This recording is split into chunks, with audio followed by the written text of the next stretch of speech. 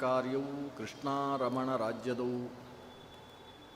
ಪುಷ್ಣೀತಾಂ ಮಮ ಸದ್ಬುದ್ಧಿಂ ರಿಷ್ಣಿವಾಸಿಷ್ಠ ವಂಶಜೌ ಲಸತು ಶ್ರೀಮದಾನಂದ ತೀರ್ಥೇಂದುರ್ನೋ ಹೃದಂಬರೆ ಯದ್ವಚಶ್ಚಂದ್ರಿಕಾ ಸ್ವಾಂತಸಂತಾಪಂ ವಿನಿಕೃಂತತಿ ಭವತಿ ಯದನುಭಾವಾತ್ ಏಡ ಮೂಕೋಪಿ ವಾಗ್ಮಿ ಜಡಮತಿರಪಿ ಜಂತುರ್ಜಾಯತೆ ಪ್ರಾಜ್ಞಮೌಲಿಃ ಸಕಲ ವಚನಚೇತೋ ದೇವತಾ ಭಾರತೀ ಸಾ ಮಮ ವಚಸಿ ನಿಧತ್ತಾಂ ಸನ್ನಿಧಿಂ ಮಾನಸೇ ಚ ಆಪಾದಮೌಲಿಪರ್ಯಂತಂ ಗುರುಣಾಂ ಆಕೃತಿಂ ಸ್ಮರೇತ್ ತೇನ ವಿಘ್ನಾಃ ಪ್ರಣಶ್ಯಂತಿ ಸಿದ್ಧ್ಯಂತಿ ಚ ಮನೋರಥಾಃ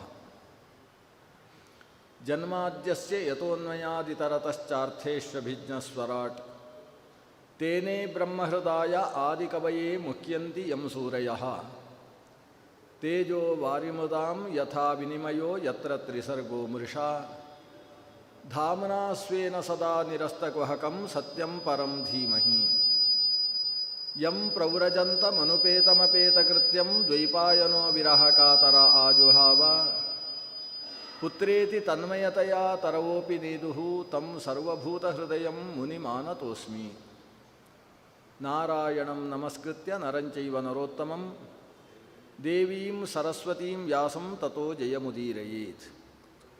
ಶ್ರೀ ಗುರುಭ್ಯೋ ನಮಃ. ಹರಿ ಓಂ. ಭಗವಂತನ ಅವತಾರಗಳ ಕಥೆ ಮತ್ತು ಭಗವದ್ಭಕ್ತರ ಅವತಾರಗಳ ಕಥೆ, ಇದು ಶ್ರೀಮದ್ ಭಾಗವತ. ಭಾಗವತ ಅಂದರೆ ಭಗವಂತನಿಗೆ ಸಂಬಂಧಿಸಿದ್ದು ಮತ್ತು ಭಾಗವತರಿಗೆ ಸಂಬಂಧಿಸಿದ್ದು. ಭಗವಂತನ ಅವತಾರ ಕಥೆಗಳನ್ನು ನಿರೂಪಣೆ ಮಾಡುವುದರ ಮೂಲಕ ನಮ್ಮಲ್ಲಿ ಭಗವದ್ಭಕ್ತಿಯನ್ನು ಜಾಗೃತಿಗೊಳಿಸುವ ಕೆಲಸ, ಭಾಗವತರ ಕಥೆಗಳನ್ನು ನಿರೂಪಿಸುವುದರ ಮೂಲಕ ನಮ್ಮಲ್ಲಿ ಯಾವ ರೀತಿಯಲ್ಲಿ ಜೀವನದಲ್ಲಿ ನಡ್ಕೊಳ್ಬೇಕು ಅನ್ನುವ ಸಂದೇಶವನ್ನು ಕೊಡುವಂತಹ ಕೆಲಸ. ಇವೆರಡನ್ನು ಶ್ರೀ ವೇದವ್ಯಾಸರು ಈ ಪುರಾಣದ ಮೂಲಕವಾಗಿ ಮಾಡ್ತಾ ಇದ್ದಾರೆ. ಭಗವದ್ಭಕ್ತರಲ್ಲಿ ಒಬ್ಬ ಯಮಧರ್ಮ, ದಕ್ಷಿಣ ದಿಕ್ಕಿಗೆ ಅಧಿಪತಿಯಾಗಿರತಕ್ಕಂತಹ ಯಮ, ಶ್ರೀಕೃಷ್ಣಾವತಾರದ ಸಂದರ್ಭದಲ್ಲಿ 2 ರೂಪಗಳನ್ನು ಸ್ವೀಕಾರ ಮಾಡಿದ್ದಾನೆ. ಒಂದು, ಕುಂತಿದೇವಿಯಲ್ಲಿ ಜ್ಯೇಷ್ಠ ಸುತನಾಗಿ ಧರ್ಮರಾಯ ಅನ್ನುವ ಹೆಸರಿನಿಂದ, ಧರ್ಮಜ ಅನ್ನುವ ಹೆಸರಿನಿಂದ ಯುಧಿಷ್ಠಿರ ಅಂತ ಖ್ಯಾತನಾಗಿದ್ದಾನೆ. ಮತ್ತೊಂದು, ಧೃತರಾಷ್ಟ್ರನಿಗೆ ತಮ್ಮನಾಗಿ ವಿದುರ, ದಾಸೀಪುತ್ರ ಅಂತ ಅವನನ್ನು ವ್ಯವಹಾರ ಮಾಡ್ತಾ ಇದ್ದರು. ಅಂತೂ ವೇದವ್ಯಾಸರ ಅನುಗ್ರಹ ಫಲದಿಂದ ಯಮಧರ್ಮ ತಾನು ವಿದುರನಾಗಿ ಆವಿರ್ಭವಿಸಿದ್ದಾನೆ. ಈ 2 ರೂಪದಲ್ಲೂ ಕೂಡ ತಾನು ಜೀವನದಲ್ಲಿ ಅನೇಕ ಮೌಲ್ಯಗಳನ್ನು ಲೋಕಕ್ಕೆ ತಿಳಿಸಿಕೊಟ್ಟಿದ್ದಾನೆ. ಅದರಲ್ಲಿ ಶ್ರೀಮದ್ಭಾಗವತ ಇವತ್ತು ನಮ್ಮ ಕೈಗೆ ಸೇರುವಲ್ಲಿ ವಿದುರ ಅನ್ನುವ ಯಮಧರ್ಮನ ಅವತಾರದ ಕೊಡುಗೆಯೂ ಕೂಡ ಅದರಲ್ಲಿ ಸೇರಿದೆ.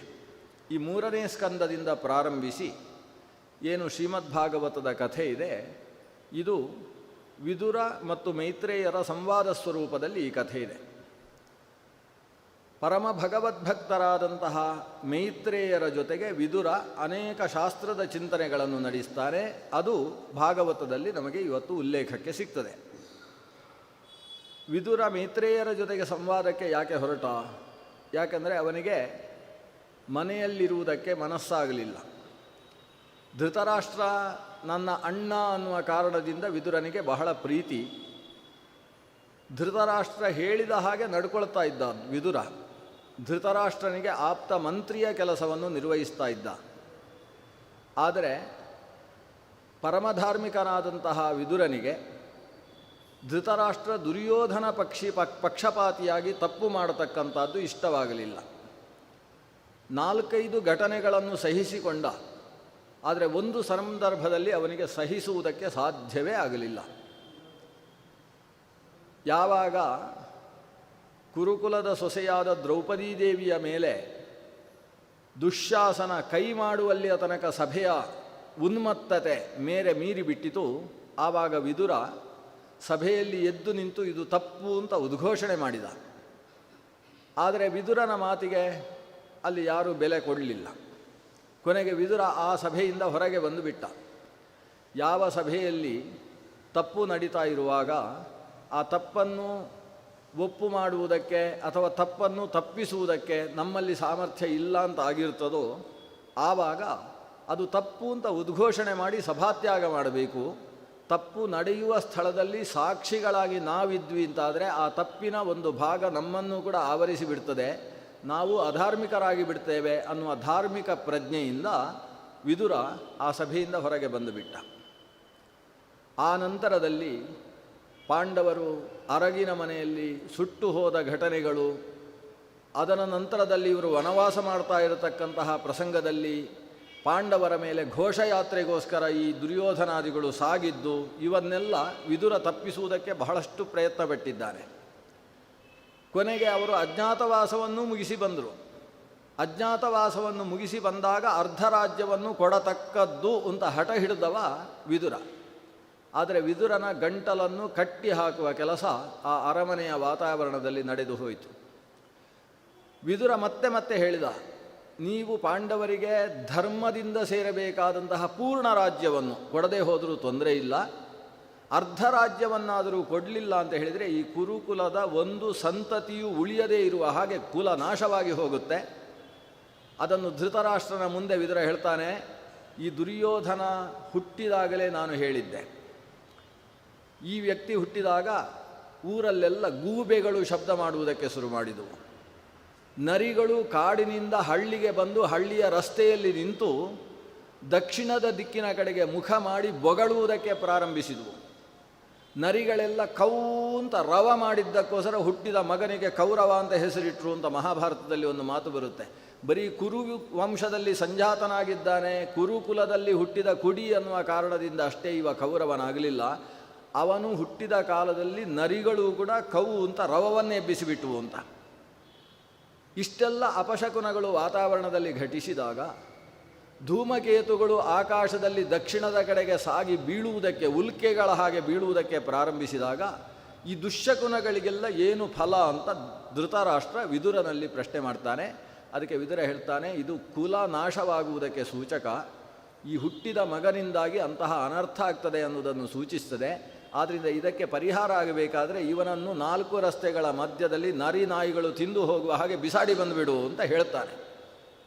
ಇಷ್ಟು ಕಠೋರವಾದ ಮಾತನ್ನು ಕೇಳಿದಂತಹ ಧೃತರಾಷ್ಟ್ರ ತನ್ನ ಕಿವಿ ಮುಚ್ಚಿಕೊಂಡು ಸದ್ಯಕ್ಕೆ ದೂರ ಹೋಗುವಂತ ವಿದುರನನ್ನು ದೂರ ಕಳಿಸ್ತಾನೆ.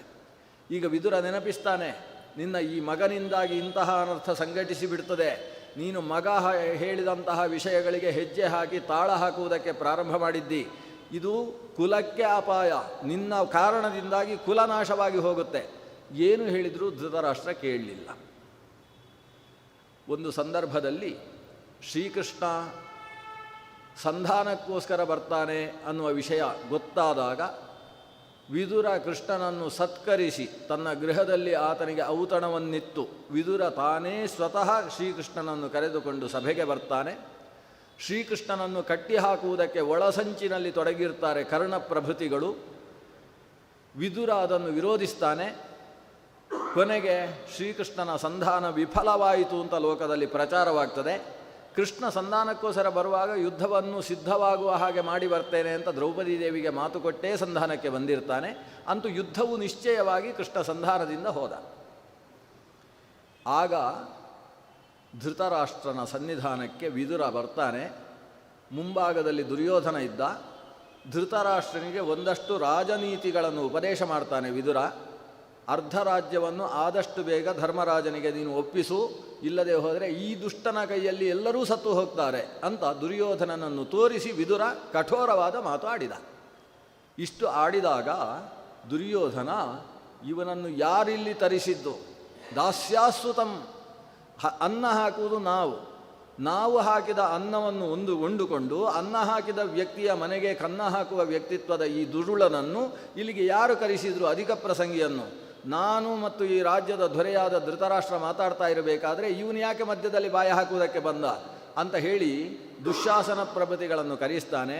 ನೀವು ಇವನನ್ನು ಎಳ್ಕೊಂಡು ಹೋಗಿ ರಸ್ತೆಗಳ ಮಧ್ಯದಲ್ಲಿ ಬಿಸಾಕಿ ಮೈಯಲ್ಲಿ ಚೆನ್ನಾಗಿ ಪೆಟ್ಟು ಕೊಟ್ಟು ಕೈ ಕಾಲು ಮುಖಗಳನ್ನೆಲ್ಲ ಗಟ್ಟಿಯಾಗಿ ಕಟ್ಟಿ ಶ್ವಾಸ ಮಾತ್ರ ಇರುವ ಹಾಗೆ ಬಿಟ್ಟು ಬನ್ನಿ. ಅಂತ ಆದೇಶ ಕೊಡ್ತಾನೆ. ಆವಾಗ ವಿದುರನಿಗೆ ಸಾಕು, ಇಲ್ಲಿ ಚಿಕ್ಕಪ್ಪ ಅಂತ ಇಲ್ಲಿಯ ತನಕ ವ್ಯವಹರಿಸ್ತಾ ಇದ್ದಂತಹ ವ್ಯಕ್ತಿಯನ್ನು ಇವತ್ತು ದಾಸೀಸುತ ಅನ್ನುವ ಶಬ್ದದಿಂದ ಈ ರಾಜಕುಮಾರ ಉಚ್ಚರಿಸಿದಾಗಲೂ ಬುದ್ಧಿ ಹೇಳಬೇಕಾಗಿದ್ದಂತಹ ನನ್ನ ಅಣ್ಣನಾದ ಧೃತರಾಷ್ಟ್ರ ತುಟಿ ಮುಚ್ಚಿಕೊಂಡು ಕೂತು ಬಿಟ್ಟಿದ್ದಾನೆ. ಹಾಗಾದರೆ ಇಲ್ಲಿ ನನ್ನ ಧರ್ಮದ ಮಾತುಗಳಿಗೆ ಬೆಲೆ ಇಲ್ಲ. ಧರ್ಮ ಇಲ್ಲದೇ ಇದ್ದ ಮನೆಯಲ್ಲಿ ಊಟ ಮಾಡುವುದು ಕೂಡ ಅನರ್ಥಕಾರಿ. ಆದ್ದರಿಂದ ನಾನು ಇಲ್ಲಿಂದ ಪಾಂಡವರ ಪಕ್ಷಕ್ಕೆ ಹೋಗುವ ಹಾಗಿಲ್ಲ, ಯಾಕಂದರೆ ನನ್ನ ಅಣ್ಣ ಈ ಕಡೆಯಲ್ಲಿ ರಾಜನಾಗಿ ನಿಂತಿದ್ದಾನೆ.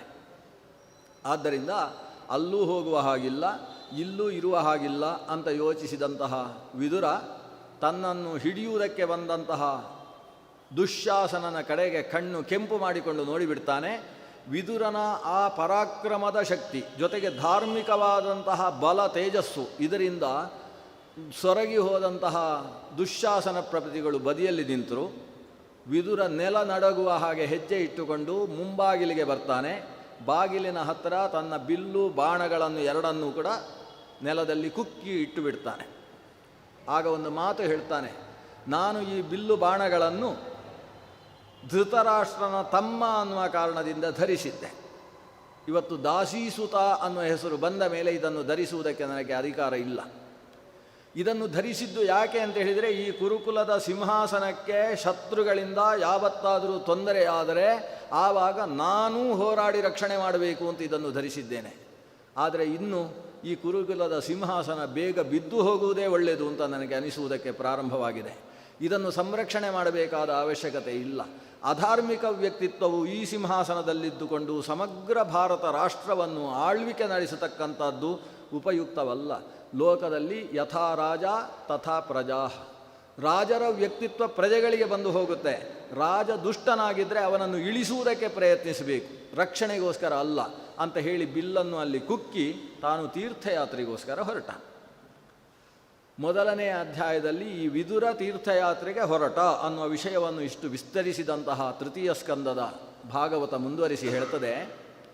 ವಿದುರ ಹಾಗೆ ನಾನಾ ದೇವಸ್ಥಾನಗಳನ್ನು ನೋಡಿಕೊಂಡು ತೀರ್ಥಗಳಲ್ಲಿ ಮಿಂದುಕೊಂಡು ಶ್ರೀಕೃಷ್ಣನ ಚರಿತೆಯನ್ನು ಅನುರಣನ ಮಾಡಿಕೊಂಡು ಸಿಕ್ಕಿದವರಲ್ಲೆಲ್ಲ ಕೃಷ್ಣನ ಚರಿತ್ರೆಯನ್ನು ಬಿತ್ತರಿಸಿಕೊಂಡು ತಾನು ಸಾಗ್ತಾ ಇದ್ದಾನೆ. ಆತನಿಗೆ ಮಧ್ಯದಲ್ಲಿ ಉದ್ಧವನ ದರ್ಶನವಾಗ್ತದೆ. ಉದ್ಧವ ಆತನು ಪರಮಕೃಷ್ಣ ಭಕ್ತ, ಸಾಕ್ಷಾತ್ ಬೃಹಸ್ಪತಿಯ ಅವತಾರ ಸ್ವರೂಪ. ಅಂತಹ ಉದ್ಧವನ ಜೊತೆಗೆ ಕೃಷ್ಣನ ಕಥೆಯನ್ನು ಮಾತಾಡಿಕೊಳ್ತಾರೆ. ಒಬ್ಬ ಸಜ್ಜನ ಆಧ್ಯಾತ್ಮಿಕ ಚಿಂತನಶೀಲನಾದಂತಹ ವ್ಯಕ್ತಿಗೆ ಮತ್ತೊಬ್ಬ ಅದೇ ಮನಸ್ಥಿತಿಯ ವ್ಯಕ್ತಿ ಸಿಕ್ಕಿದಾಗ ಅದು ಒಂದು ರೀತಿಯಲ್ಲಿ ಮೋಕ್ಷಕ್ಕೆ ಸದೃಶವಾದ ಆನಂದ ಉಂಟಾಗಿಬಿಡ್ತದೆ. ಇವತ್ತು ಉದ್ಧವನಂತಹ ಪರಮ ಭಗವದ್ಭಕ್ತ ಶ್ರೀಕೃಷ್ಣನ ಪರಮ ಭಕ್ತನಾದಂತಹ ವಿದುರನಿಗೆ ಯಾವಾಗ ದೊರಕಿದ, ಅವರಿಗೆ ಲೋಕವೇ ಮರೆತು ಹೋಯಿತು.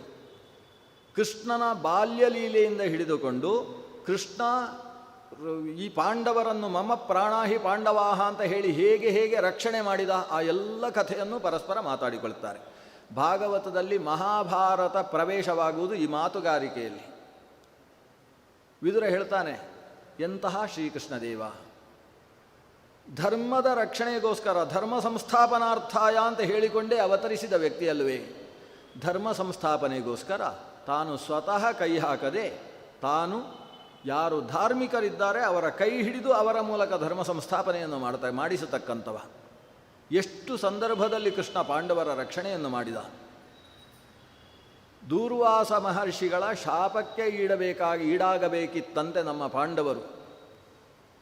ದೂರ್ವಾಸ ಮಹರ್ಷಿಗಳನ್ನು ಎಷ್ಟೋ ಸಂದರ್ಭಕ್ಕೆ ಒಂದು ಬಾರಿ ದೂರ್ವಾಸರು ಊಟ ಮಾಡುವವರು. ಅವರು ಭಿಕ್ಷುಗಳು, ಸನ್ಯಾಸಿಗಳು. ದೂರ್ವಾಸರು ಗೃಹಸ್ಥರಲ್ಲ, ಅವರು ಸನ್ಯಾಸಿಗಳು. ನಮ್ಮ ಪರಂಪರೆಯಲ್ಲಿ ಮೊದಲು ಹಂಸನಾಮಕ ಭಗವಂತನಿಂದ ಸನ್ಯಾಸ ಪರಂಪರೆ ಪ್ರಾರಂಭವಾಯಿತು. ಹಂಸ ಅನ್ನುವ ಹೆಸರಿನ ಭಗವಂತ ಸನಕಾದಿಗಳನ್ನು ಮುಂದೆ ಪೀಠದಲ್ಲಿ ಕುಳ್ಳಿರಿಸಿದ. ಸನಕಾದಿಗಳ ನಂತರ ಅದೇ ಪೀಠದಲ್ಲಿ ದೂರ್ವಾಸರು ಕೂಡ ಸನ್ಯಾಸಿಗಳಾಗಿದ್ದುಕೊಂಡು ಅನೇಕ ಕಡೆಯಲ್ಲಿ ಚಾತುರ್ಮಾಸ್ಯ ವ್ರತವನ್ನು ಅನುಷ್ಠಾನ ಮಾಡಿದ್ದಾರೆ. ಕುಂತಿಭೋಜ ಅನ್ನುವ ರಾಜನ ಆಸ್ಥಾನದಲ್ಲಿ ಅವರು ಚಾತುರ್ಮಾಸ್ಯ 13 ವರ್ಷ ಚಾತುರ್ಮಾಸ್ಯ ಕೂತಿದ್ದಾರಂತೆ. ಅಷ್ಟೂ ಕಾಲದಲ್ಲೂ ಕೂಡ ಆ ದೂರ್ವಾಸರ ಚಾತುರ್ಮಾಸ್ಯದ ಪರಿಚರ್ಯೆಗೋಸ್ಕರ ಜೊತೆಗಿದ್ದಂತಹ ಹೆಣ್ಣು ಮಗಳು ಕುಂತಿಭೋಜನ ಸಾಕುಸುತೆಯಾದಂತಹ ಪೃಥೆ, ಆಕೆಯನ್ನು ಕುಂತಿ ಅಂತ ವ್ಯವಹಾರ ಮಾಡ್ತಾರೆ. ಆ ಸಮಯದಲ್ಲಿ ಕುಂತಿ ಅನುಗ್ರಹೋನ್ಮುಖರಾಗಿ ಆಕೆಗೆ ಮಂತ್ರವನ್ನು ಉಪದೇಶ ಮಾಡಿದರು. ಈ ಮಂತ್ರವನ್ನು 5 ಬಾರಿ ಉಪಯೋಗಿಸಬಹುದು. ಈ ಮಂತ್ರದಿಂದ ನೀನು ಯಾವ ದೇವರನ್ನು ಕರಿತೀಯೋ ಅಂತಹ ದೇವತೆಗಳು ಬಂದು ನಿನಗೆ ಅಭಿಲಷಿತವಾದಂತಹ ಯೋಗ್ಯ ಕುವರನನ್ನು ದಯಪಾಲಿಸಿಕೊಡ್ತಾಳೆ. ಹೀಗೊಂದು ಮಂತ್ರ ವಿಶೇಷವನ್ನು ಅನುಗ್ರಹ ಮಾಡಿದರು. ಅಂತಹ ದೂರ್ವಾಸರು ಅಂದರೆ ಪಾಂಡವರ ಹುಟ್ಟಿಗೆ ಕಾರಣರಾಗಿರತಕ್ಕಂತಹ ದೂರ್ವಾಸರು ಅವರು ಒಂದು ಸಂದರ್ಭದಲ್ಲಿ ಪಾಂಡವರನ್ನು ಕೊಲ್ಲುವುದಕ್ಕೆ ಸಿದ್ಧರಾಗಿ ಬಂದರಂತೆ. ಸಾಕ್ಷಾತ್ ರುದ್ರನ ಅಂಶಸ್ವರೂಪವಾದಂತಹ ದೂರ್ವಾಸ ಮಹರ್ಷಿಗಳು ಕುಂತಿಗೆ ಮಂತ್ರವನ್ನು ಕೊಡುವುದರ ಮೂಲಕ ಪಾಂಡವರ ಜನ್ಮಕ್ಕೆ ಕಾರಣರಾದವರು. ಅವರು ಯಾಕೆ ಪಾಂಡವರನ್ನು ಕೊಲ್ಲಬೇಕಾದಂತಹ ಸ್ಥಿತಿ ಆ ಮಾರ್ಗಕ್ಕೆ ಬಂದರು ಅಂದರೆ ದುರ್ಯೋಧನನ ಅನ್ನ ಅಷ್ಟು ಕೆಟ್ಟ ಕೆಲಸ ಮಾಡಿಸುವಲ್ಲಿಗೆ ಎಬ್ಬಿಸಿಬಿಟ್ಟಿತು. ಈ ಕೆಟ್ಟವರ ಅನ್ನವೂ ಕೂಡ ಎಷ್ಟು ಕೆಟ್ಟ ಕೆಲಸ ಮಾಡಿಸುತ್ತೆ ಅನ್ನುವುದಕ್ಕೆ ಇದೆಲ್ಲ ನಿದರ್ಶನಗಳು. ದುರ್ಯೋಧನ ಒಂದು ದಿವಸ ಭಿಕ್ಷೆಗೋಸ್ಕರ ಬಂದಂತಹ ದೂರ್ವಾಸರನ್ನು ಬಹಳ ಚೆನ್ನಾಗಿ ಉಪಚರಿಸಿದ. ದೂರ್ವಾಸರಿಗೆ ಭಿಕ್ಷೆ ಅಂತ ಹೇಳಿದರೆ ಆ ಹೊತ್ತಿಗೆ ಸಿದ್ಧವಾದ ಅನ್ನ ಆಗಬೇಕು. ಬೆಳಗ್ಗೆ ಮಾಡಿಟ್ಟದ್ದು ಮಧ್ಯಾಹ್ನಕ್ಕೆ ಬಡಿಸಿದರೆ ಆಗೋದಿಲ್ಲ ಅವರಿಗೆ. ಅಥವಾ ಇವರು ಬಂದ ಮೇಲೆ ಅನ್ನ ಮಾಡ್ತೇನೆ ಸ್ವಲ್ಪ ಕಾಯಿರಿ ಅಂತ ಹೇಳಿದರೂ ಆಗೋದಿಲ್ಲ. ಇವನು ಬರ್ತಾ ಇರಬೇಕಾದ್ರೆ ಸಿದ್ಧವಾಗಿರಬೇಕು. ಅಂಥ ಅನ್ನ ಸ್ವೀಕಾರ ಮಾಡುವವರು ದೂರ್ವಾಸರು. ಇದನ್ನು ರಾಮಾಯಣದ ಪ್ರಸಂಗದಲ್ಲಿ ನೋಡ್ತೇವೆ. ಶ್ರೀರಾಮಚಂದ್ರನ ಭಿಕ್ಷೆ ಕೇಳ್ತಾರೆ, ನನಗೆ ಮಾಡಿಟ್ಟದ್ದಾಗಬಾರ್ದು, ಈಗ ಮಾಡುವಂಥದ್ದಾಗಬಾರ್ದು, ಮಾಡಿ ಈ ಹೊತ್ತಿಗೆ ಸಿದ್ಧವಾದ ಅನ್ನ ಆಗಬೇಕು ಅಂತ ಕೇಳಿಬಿಡ್ತಾರೆ. ಶ್ರೀರಾಮಚಂದ್ರ ಆದ್ದರಿಂದ ಅಂತಹ ಅನ್ನವನ್ನು ದೂರ್ವಾಸರಿಗೆ ಕೊಟ್ಟು ಉಪಚಾರ ಮಾಡ್ತಾರೆ. ಇಲ್ಲಿ ದುರ್ಯೋಧನ ಈ ಭಾರತ ದೇಶದ ಚಕ್ರಾಧಿಪತಿ ಮಹಾಸಮರ್ಥ, ಅವನು ದೂರ್ವಾಸರಿಗೆ ಅಷ್ಟೂ ಇಷ್ಟವಾದ ಆಹಾರವನ್ನು ಸಿದ್ಧ ಮಾಡಿ ಕೊಡ್ತಾನೆ. ದೂರ್ವಾಸರು ಭಿಕ್ಷೆಯನ್ನು ಮುಗಿಸಿ ತನ್ನ ಶಿಷ್ಯ ಸಮುದಾಯದ ಜೊತೆಗೆ ಭಿಕ್ಷೆಯನ್ನು ಮುಗಿಸಿದ ಮೇಲೆ ಇಷ್ಟು ತೃಪ್ತಿಯನ್ನು ಒದಗಿಸಿದ ನಿನಗೆ ಏನು ಬೇಕು ಕೇಳು ಅಂತ ಕೇಳಿದರು. ಇದು ಆಶುತೋಷ, ರುದ್ರನ ಸ್ವರೂಪ. ಇದು ಬೇಗ ತೃಪ್ತಿಯಾಗುವುದು. ಏನು ಬೇಕು ಅಂತ ಕೇಳು ಅಂತ ಕೇಳುವುದು. ರುದ್ರದೇವರ ಹಾಗೆ ಏನು ಬೇಕು ಕೇಳು ಅಂತ ಒಬ್ಬ ವೃಕಾಸುರನ ಹತ್ರ ಹೇಳಿದಾಗ ನಾನು ಯಾರ ತಲೆಗೆ ಕೈ ಇಡ್ತೇನೆ ಅವರೆಲ್ಲ ಭಸ್ಮ ಆಗಬೇಕು ಅಂತ ಒಬ್ಬ ಕೇಳಿದ್ದ. ರುದ್ರದೇವರು ತಥಾಸ್ತು ಅಂತ ಹೇಳಿದರು. ಇವನು ತಪಸ್ಸು ಮಾಡಿದ್ದೇ ಪಾರ್ವತೀದೇವಿಯನ್ನು ತನ್ನ ಪತ್ನಿಯನ್ನಾಗಿ ಮಾಡಿಕೊಳ್ಳಬೇಕು ಅನ್ನೋ ಉದ್ದೇಶದಿಂದ. ರುದ್ರ ಯಾವಾಗ ತಲೆ ಮೇಲೆ ಕೈ ಇಟ್ಟಾಗ ಸಾಯ್ತಾರೆ ಅಂತ ಆ ವರವನ್ನು ಕೊಟ್ಟ. ಹಾಗಾದರೆ ನಿನ್ನ ತಲೆಗೆ ಕೈ ಇಡ್ತೇನೆ ಅಂತ ರುದ್ರನನ್ನು ಓಡಿಸಿಕೊಂಡು ಹೊರಟು ಹೋದಂತೆ. ಭಗವಂತ ಮಧ್ಯದಲ್ಲಿ ಬಂದು ಆ ವೃಕಾಸುರನನ್ನು ಭಸ್ಮವಾಗಿಸಿ ಭಸ್ಮಾಸುರನನ್ನಾಗಿಸಿದ ಅಂತ ಒಂದು ಕಥೆಯನ್ನು ಭಾಗವತ ಮುಂದೆ ದಶಮಸ್ಕಂದದಲ್ಲಿ ಈ ಕಥೆಯನ್ನು ನಿರೂಪಣೆ ಮಾಡ್ತದೆ. ಅಂತಹ ಆಶುತೋಷಿಗಳಾದಂತಹ ದೂರ್ವಾಸರು ಏನು ಬೇಕು ಅಂತ ಕೇಳಿದರು. ಅದಕ್ಕೆ ಈ ದುರ್ಯೋಧನ ಕೇಳಿದ್ದೇನು ಗೊತ್ತೋ, ನೀವು ಪಾಂಡವರ ಮನೆಯಲ್ಲೂ ಇದೇ ರೀತಿ ಭಿಕ್ಷೆಗೆ ಹೋಗಬೇಕು, ಇಷ್ಟೇ. ಇವನ ಅಭಿಲಾಷೆ ಇಂಥದ್ದು ಅಲ್ಲ. ಇದೊಂದು ದೊಡ್ಡ ವಿಷಯವಾ? ನಾನು ಒಂದು ಬಾರಿ ಭಿಕ್ಷೆ ತಗೊಂಡ್ರೆ ಮತ್ತೆ 1000 ವರ್ಷ ಆದಮೇಲೆ ಭಿಕ್ಷೆ ತಿನ್ನುವ, ನಾನು ಈಗಲೇ ಭಿಕ್ಷೆಗೆ ಹೋಗಬೇಕು ಅಂದರೆ ಇಷ್ಟು ಚೆನ್ನಾಗಿ ಊಟ ಆಗಿದೆ, ಹೇಗೆ ಹೋಗಬೇಕು ಪಾಂಡವರ ಮನೆಗೆ? ಪಾಂಡವರು ಕಾಡಿನಲ್ಲಿದ್ದಾರೆ, ಅಲ್ಲಿಗೆ ನೀವು ಭಿಕ್ಷೆಗೆ ಹೋಗಬೇಕು. ಯಾಕಂದರೆ ಪಾಂಡವರು ಎಷ್ಟಾದರೂ ನನ್ನ ದಾಯಾದಿಗಳು, ಅವರಿಗೆ ನಿಮ್ಮಿಂದ ಅನುಗ್ರಹ ಆಗಬೇಕು. ಅದಕ್ಕೆ ಅಲ್ಲಿ ಊಟಕ್ಕೆ ಹೋಗಬೇಕು. ಅದು ಎಷ್ಟೊತ್ತಿಗೆ ಹೋಗಬೇಕು? ಅವರಲ್ಲಿ ಒಂದು ಅಕ್ಷಯ ಪಾತ್ರೆಯ ವ್ಯವಸ್ಥೆ ಇದೆ. ಆ ಅಕ್ಷಯ ಪಾತ್ರೆಯಲ್ಲಿ ಎಲ್ಲರಿಗೂ ಬಡಿಸಿ ಆದಮೇಲೆ ಕೊನೆಗೆ ದ್ರೌಪದಿ ದೇವಿ ಊಟ ಮಾಡ್ತಾಳೆ. ಆ ಊಟ ಮಾಡುವ ಹೊತ್ತಿಗೆ ಸೂರ್ಯ ತಲೆಯಿಂದ ಇಷ್ಟು ಅಡ್ಡಕ್ಕೆ ಜಾರಿರ್ತಾನೆ. ಸುಮಾರು 2-1/4 ಗಂಟೆ ಹೊತ್ತಿಗೆ ಆಕೆಗೆ ಊಟವಾಗ್ತದೆ. ಆ ಊಟವಾಗಿದೆ ಅಂತ ಗೊತ್ತಾದ ಮೇಲೆ ನೀವು ಅಲ್ಲಿ ಹೋಗಿ ಭಿಕ್ಷೆ ಕೇಳಬೇಕು, ಇಷ್ಟು ನನ್ನ ಅಭಿಲಾಷೆ ಅಂತ ಇವಾಗ ಹೇಳ್ತಾನೆ. ಇಷ್ಟಕ್ಕೆ ಅದು ಆಗುವುದಿಲ್ಲ ಅಂತ ಹೇಳ್ಬೋದಿತ್ತು ದೂರ್ವಾಸರು. ಆದರೆ ತಥಾಸ್ತು ಅಂತ ಹೇಳ್ತಾರೆ. ಇದು ಅನ್ನದ ಪ್ರಭಾವ ಅಂತ ಹೇಳುವುದು ಇದಕ್ಕೆ. ಆದ್ದರಿಂದ ಅನ್ನ ಎಲ್ಲಿಂದ ಹೇಗೆ ತಗೊಳ್ತೇವೆ ಅನ್ನುವ ವಿಷಯದಲ್ಲಿ ನಾವು ಜಾಗೃತಿಯಾಗಿರಬೇಕು. ಆಹಾರ ಶುದ್ಧವು ಸತ್ವಶುದ್ಧಿ, ಸತ್ವಶುದ್ಧವು ದೃಢಾಸ್ಮೃತಿ ಅಂತ ಚರಕ ಹೇಳ್ತಾನೆ. ಆಹಾರ ಶುದ್ಧಿಯಿಂದ ಮನಸ್ಸು ಶುದ್ಧವಾಗುತ್ತೆ. ಮನಸ್ಸು ಶುದ್ಧವಾದರೆ ನೆನಪು ದೀರ್ಘಕಾಲದ ತನಕ ಇರ್ತದೆ, ವಿಚಾರಗಳು ಶೀಘ್ರವಾಗಿ ಅರ್ಥವಾಗ್ತವೆ. ಆದ್ದರಿಂದ ಆಹಾರದ ಶುದ್ಧಿಯ ಬಗ್ಗೆ ಸಾಧಕನಾದಂತಹ ವ್ಯಕ್ತಿ ತುಂಬ ಜಾಗರೂಕನಾಗಿರಬೇಕು. ಇಲ್ಲಿ ದುರ್ಯೋಧನನ ಅನ್ನ ಕೆಲಸ ಮಾಡಿತು. ಇವರು ತನ್ನ ಶಿಷ್ಯರು ಎಷ್ಟಿದ್ದಾರೆ ಅದಕ್ಕಿಂತ ದೊಡ್ಡ ಶಿಷ್ಯ ಸಮುದಾಯವನ್ನು ಕಟ್ಟಿಕೊಂಡು ಪಾಂಡವರ ಮನೆಗೆ ಬಂದು ಭಿಕ್ಷೆಯನ್ನು ಕೇಳಿದರು. ಧರ್ಮರಾಜ ಅಸ್ತು ಅಂತ ಹೇಳಿದ, ಶೀಘ್ರ ಸ್ನಾನ ಮಾಡಿಕೊಂಡು ಬನ್ನಿ, ನಿಮಗೆ ಭಿಕ್ಷೆಗೆ ವ್ಯವಸ್ಥೆ ಆಗ್ತದೆ ಅಂತ ಹೇಳಿದ. ಓಡಿ ಬಂದು ದ್ರೌಪದಿ ದೇವಿ ಹತ್ರ ಹೇಳ್ತಾನೆ, ಊಟ ಆಗಿ ಹೋಯ್ತಾ? ದ್ರೌಪದಿ ದೇವಿ ಊಟ ಆಗಿ ಪಾತ್ರೆಯನ್ನು ಪೂರ್ತಿಯಾಗಿ ಚೆನ್ನಾಗಿ ತೊಳೆದು ಒಳಗಿಟ್ಟಾಗಿದೆ.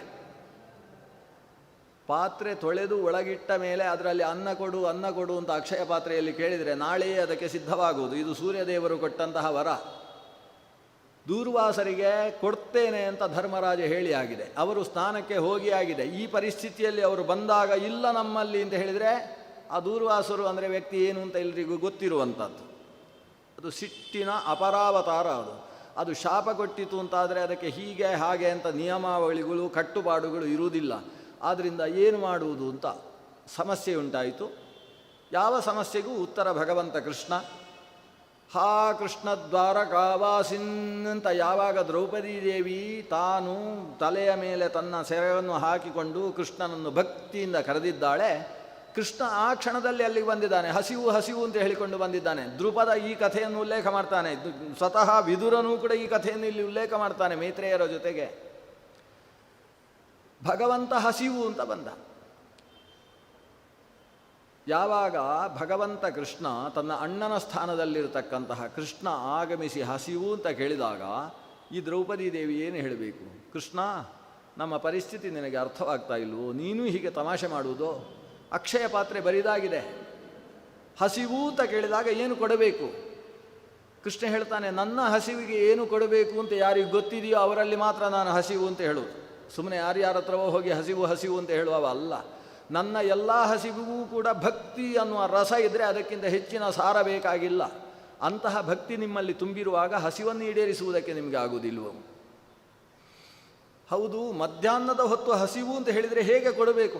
ಅದು ಅಕ್ಷಯ ಪಾತ್ರೆ ಇದೆ ಅಲ್ವಾ, ತೆಗೊಂಡು ಬಾ. ನಿನ್ನ ಭಕ್ತಿ ರಸವನ್ನು ಅದರಲ್ಲಿ ತುಂಬಿಸಿಕೊಂಡು ಬಾ. ಕೃಷ್ಣ ಕೇಳಿದಾಗ ಕೊಡಬೇಕು ಅಂತ ಅಕ್ಷಯ ಪಾತ್ರೆಯನ್ನು ಹಿಡ್ಕೊಂಡು ಬರ್ತಾಳೆ ದ್ರೌಪದಿ ದೇವಿ. ಅಕ್ಷಯ ಪಾತ್ರೆ ಮತ್ತು ಅದರಲ್ಲಿ ಸಟ್ಟುಗ ಎರಡನ್ನೂ ಹಾಕಿಕೊಂಡು ಹಿಡ್ಕೊಂಡು ಬರ್ತಾಳೆ. ಈತ ಆ ಪಾತ್ರೆಯನ್ನು ನೋಡ್ತಾನೆ, ಇಷ್ಟಿದೆ, ಬೇಕಾದಷ್ಟಿದೆ ಅಂತ ಹೇಳ್ತಾನೆ. ಏನು ದ್ರೌಪದಿ ದೇವಿಗೆ ಸರಿಯಾಗಿ ತೊಳಿಲಿಕ್ಕೆ ಬರುವುದಿಲ್ಲ ಅಂತ ತಿಳ್ಕೊಳ್ಬೇಡಿ. ಏನು ಅರ್ಧಂಬರ್ಧ ತೊಳೆದು ಹಾಗೆ ಪಾತ್ರೆಯನ್ನು ಒಳಗಿಟ್ಟಿದ್ದಾಳೆ. ಯಾವ್ಯಾವುದು ಅಂಟಿಕೊಂಡಿತ್ತು, ಬೇಕಾದಷ್ಟಿದೆ, ಅದೇ ಕೆರೆದ್ರೆ ಸಾಕಾಗ್ತದೆ. ಅದು ಗಣಪತಿ ದೇವರಿಗೆ ಚೌತಿಯ ದಿವಸ ಮಾಡಿದಂತಹ ಮೋದಕ ಆದಮೇಲೆ ಉಳಿದಂತಹ ಪಂಚಗಜ್ಜಯ ಅಂಟಿಕೊಂಡ ಪಾತ್ರೆಯ ಹಾಗಲ್ಲ. ತೆಗೆದಷ್ಟು ಬರತಕ್ಕಂತಹ ಪಂಚಗಜ್ಜಯಗಳಿರ್ತವೆ. ಇದು ಹಾಗಲ್ಲ.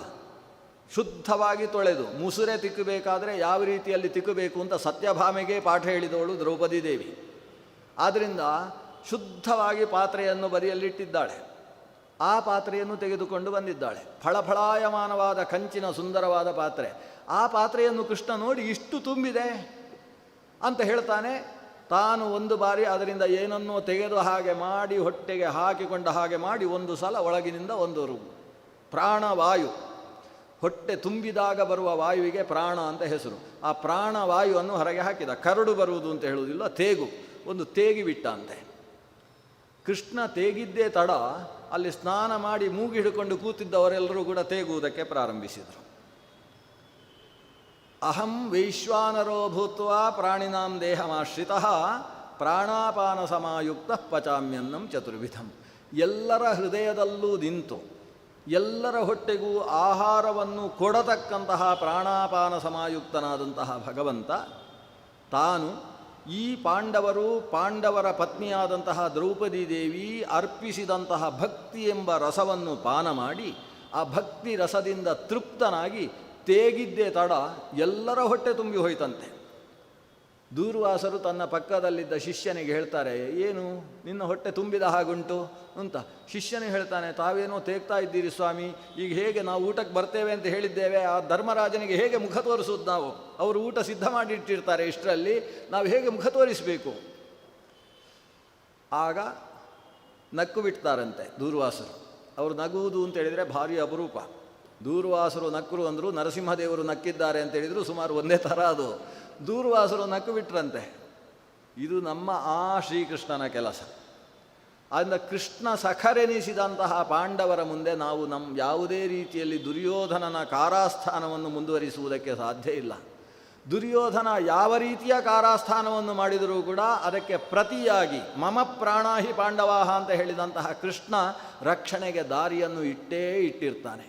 ಆ ಭಗವಂತನಿಂದ ರಕ್ಷಿತವಾದ ಶಕ್ತಿಯನ್ನು ನಾವು ಸಂಹರಿಸುವುದಕ್ಕೆ ಸಾಧ್ಯ ಇಲ್ಲ. ಭಗವಂತ ಸಂಹರಿಸಿದ್ದನ್ನು ಎಲ್ಲಿಯಾದರೂ ಹುಟ್ಟಿಸುವುದಕ್ಕೆ ಪ್ರಯತ್ನ ಪಡಬಹುದು. ಭಗವಂತ ರಕ್ಷಿಸುವುದನ್ನು ನಾವು ಸಂಹರಿಸುವುದಕ್ಕೆ ಸಾಧ್ಯ ಇಲ್ಲ. ನಾನು ಸಂಹಾರ ಶಕ್ತಿಯೇ ಆಗಿರಬಹುದು. ದೂರ್ವಾಸ ಅಂದರೆ ವಸ್ತುತಃ ಸಂಹಾರ ಶಕ್ತಿ ಎನಿಸಿದಂತಹ ರುದ್ರ ಸ್ವರೂಪ. ಆದರೆ ಭಗವಂತ ರಕ್ಷಿಸ್ತೇನೆ ಅಂತ ಕಟಿಬದ್ಧವಾಗಿ ನಿಂತ ಶಕ್ತಿಯನ್ನು ಸಂಹರಿಸುವುದಕ್ಕೆ ಸಾಧ್ಯ ಇಲ್ಲ. ಪರೀಕ್ಷಿತನ ಕಥೆ ಪ್ರಾರಂಭದಲ್ಲಿ ಬಂದಿತ್ತು. ಪರೀಕ್ಷಿತನನ್ನು ಸಂಹರಿಸಬೇಕು ಅಂತ ಅಶ್ವತ್ಥಾಮ ಪ್ರಯತ್ನಿಸಿದ್ದ. ಗರ್ಭದ ಒಳಗೆ ಬ್ರಹ್ಮಾಸ್ತ್ರವನ್ನು ಪ್ರಯೋಗಿಸಿ ಬಿಟ್ಟಿದ್ದ. ಈ ಅಶ್ವತ್ಥಾಮನು ಕೂಡ ರುದ್ರನ ಮತ್ತೊಬ್ಬ ಅವತಾರ. ಈ ರುದ್ರ ಸಂಹಾರ ಶಕ್ತಿ ಅದು ಇಲ್ಲಿ ದೂರ್ವಾಸರಾಗಿ ಪಾಂಡವರನ್ನು ಸಂಹಾರ ಮಾಡುವುದಕ್ಕೆ ಬಂದಿತ್ತು. ಆದರೆ ಕೃಷ್ಣನಿಂದ ಪಾಂಡವರು ರಕ್ಷಿತರಾದರು. ದೂರ್ವಾಸರು ಶಿಷ್ಯಗಣ ಸಮೇತವಾಗಿ ಪಾಂಡವರ ಹತ್ತಿರ ಬರ್ತಾರೆ. ಬರುವಾಗ ಶ್ರೀಕೃಷ್ಣ ಕಾಣಿಸಿದ. ಶ್ರೀಕೃಷ್ಣ ದೂರ್ವಾಸರು ಪರಸ್ಪರ ಮಿಲಿತರಾಗ್ತಾರೆ. ದೂರ್ವಾಸರು ಕೃಷ್ಣನನ್ನು ಅಭಿನಂದಿಸಿ ಪಾಂಡವರಿಗೆಲ್ಲ ಆಶೀರ್ವಾದ ಮಾಡಿ, ಇನ್ನು ಮುಂದೆ ನಿಮ್ಮ ಹತ್ರ ಭಿಕ್ಷೆಗೆ ಬರುವುದಿಲ್ಲ, ಬರುವುದಾದರೆ ನೀವು ಸಿಂಹಾಸನದಲ್ಲಿ ಕೂತ ಮೇಲೆ ನಿಮ್ಮಲ್ಲಿ ಬರ್ತೇನೆ ಅಂತ ಹೇಳಿ ಅಲ್ಲಿಂದ ಹೊರಟು ಹೋಗ್ತಾರೆ. ಈ ರೀತಿಯಲ್ಲಿ ತನ್ನ ಪ್ರಾಣದ ಹಾಗೆ ರಕ್ಷಣೆ ಮಾಡಿದ್ದಾನೆ ಭಗವಂತ ಈ ಪಾಂಡವರನ್ನು. ಅಂತಹ ಕೃಷ್ಣ ನಮ್ಮನ್ನು ರಕ್ಷಿಸದೇ ಇರ್ತಾನೇನು ಅಂತ ಕೃಷ್ಣನ ಭಕ್ತ ಪೋಷಣೆಯ ಕಥೆಗಳನ್ನು ಪರಸ್ಪರ ಮಾತಾಡಿಕೊಡ್ತಾರೆ ವಿದುರ ಮತ್ತು ಉದ್ಧವ. ವಿದುರ ಮಾತಾಡ್ತಾ ಮಾತಾಡ್ತಾ ಉದ್ಧವನ ಕೈಯಲ್ಲಿ ನನಗೆ ತತ್ವದ ಉಪದೇಶವನ್ನು ಕೊಡು. ಇಲ್ಲಿಯ ತನಕ ಕೃಷ್ಣನ ಲೀಲೆಗಳನ್ನು ನಾವು ಮಾತಾಡಿದ್ದೇವೆ. ಕೃಷ್ಣನ ಲೀಲೆ ಅಲ್ಲ, ಕೃಷ್ಣ ಮೂಲ ರೂಪದಲ್ಲಿ ಹೇಗೆ ಸೃಷ್ಟಿಸಿದ್ದಾನೆ, ಹೇಗೆ ಪಾಲಿಸ್ತಾನೆ, ಗರ್ಭದಲ್ಲಿ ಹೇಗೆ ರಕ್ಷಣೆ ಮಾಡ್ತಾನೆ, ಈ ಅಧ್ಯಾತ್ಮದ ವಿಷಯಗಳನ್ನು ಉಪದೇಶ ಮಾಡು. ಆಗ ಉದ್ಧವ ಹೇಳ್ತಾನೆ, ಇದನ್ನು ನಾನು ಹೇಳಿದರೆ ನಿನಗೆ ಸರಿ ಅರ್ಥ ಆಗಲಿಕ್ಕಿಲ್ಲ. ನೀನು ಇಲ್ಲಿಂದ ಉತ್ತರಕ್ಕೆ ಹೋಗು, ಗಂಗಾದ್ವಾರಕ್ಕೆ ಹೋಗು. ಇವತ್ತು ಹರಿದ್ವಾರ ಅಂತ ಕರಿತೇವೆ, ಆ ಗಂಗಾದ್ವಾರಕ್ಕೆ ಹೋಗು. ಗಂಗಾದ್ವಾರದಲ್ಲಿ ಪರಾಶರರ ಒಟ್ಟಿಗೆ ಅಧ್ಯಯನ ಮಾಡಿದ ಸತೀರ್ಥ್ಯರಾದಂತಹ ಮೈತ್ರೇಯರಿದ್ದಾರೆ, ವೇದವ್ಯಾಸರ ಆಪ್ತರು.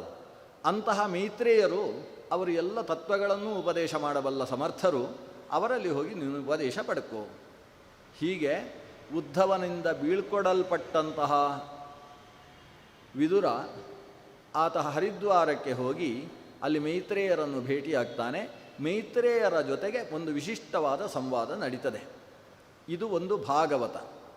ನಮಗೆ ಭಾಗವತ ಬಂದದ್ದು ಹೇಗೆ ಅನ್ನುವುದನ್ನು ಭಾಗವತ ಎರಡು ಸ್ವರೂಪದಲ್ಲಿ ಹೇಳ್ತದೆ. ನಾನು ಹೀಗೆ ಬಂದದ್ದು ಅಂತ ಭಾಗವತವೇ ಹೇಳ್ತದೆ. ಭಾಗವತ ಬಂದದ್ದು ಹೇಗೆ? ಭಗವಂತ ನಾರಾಯಣ ಶೇಷಶಾಯಿಯಾಗಿ ಪರ್ಯಂಕದಲ್ಲಿದ್ದಂತಹ ಸ್ಥಿತಿಯಲ್ಲಿ ಭಗವಂತನ ನಾಭಿಕಮಲದಿಂದ ಉದಿಸಿದ ಚತುರ್ಮುಖ ಬ್ರಹ್ಮ ನಾರಾಯಣನಲ್ಲಿ ಪ್ರಶ್ನಿಸಿದ, ನನಗೆ ತತ್ವವನ್ನು ಉಪದೇಶಿಸು. ಆಗ ನಾರಾಯಣ ಚತುರ್ಮುಖನಿಗೆ ಭಾಗವತವನ್ನು ಉಪದೇಶಿಸಿದ. ಇದಕ್ಕೆ ಚತುಶ್ಲೋಕಿ ಅಂತ ಹೆಸರು.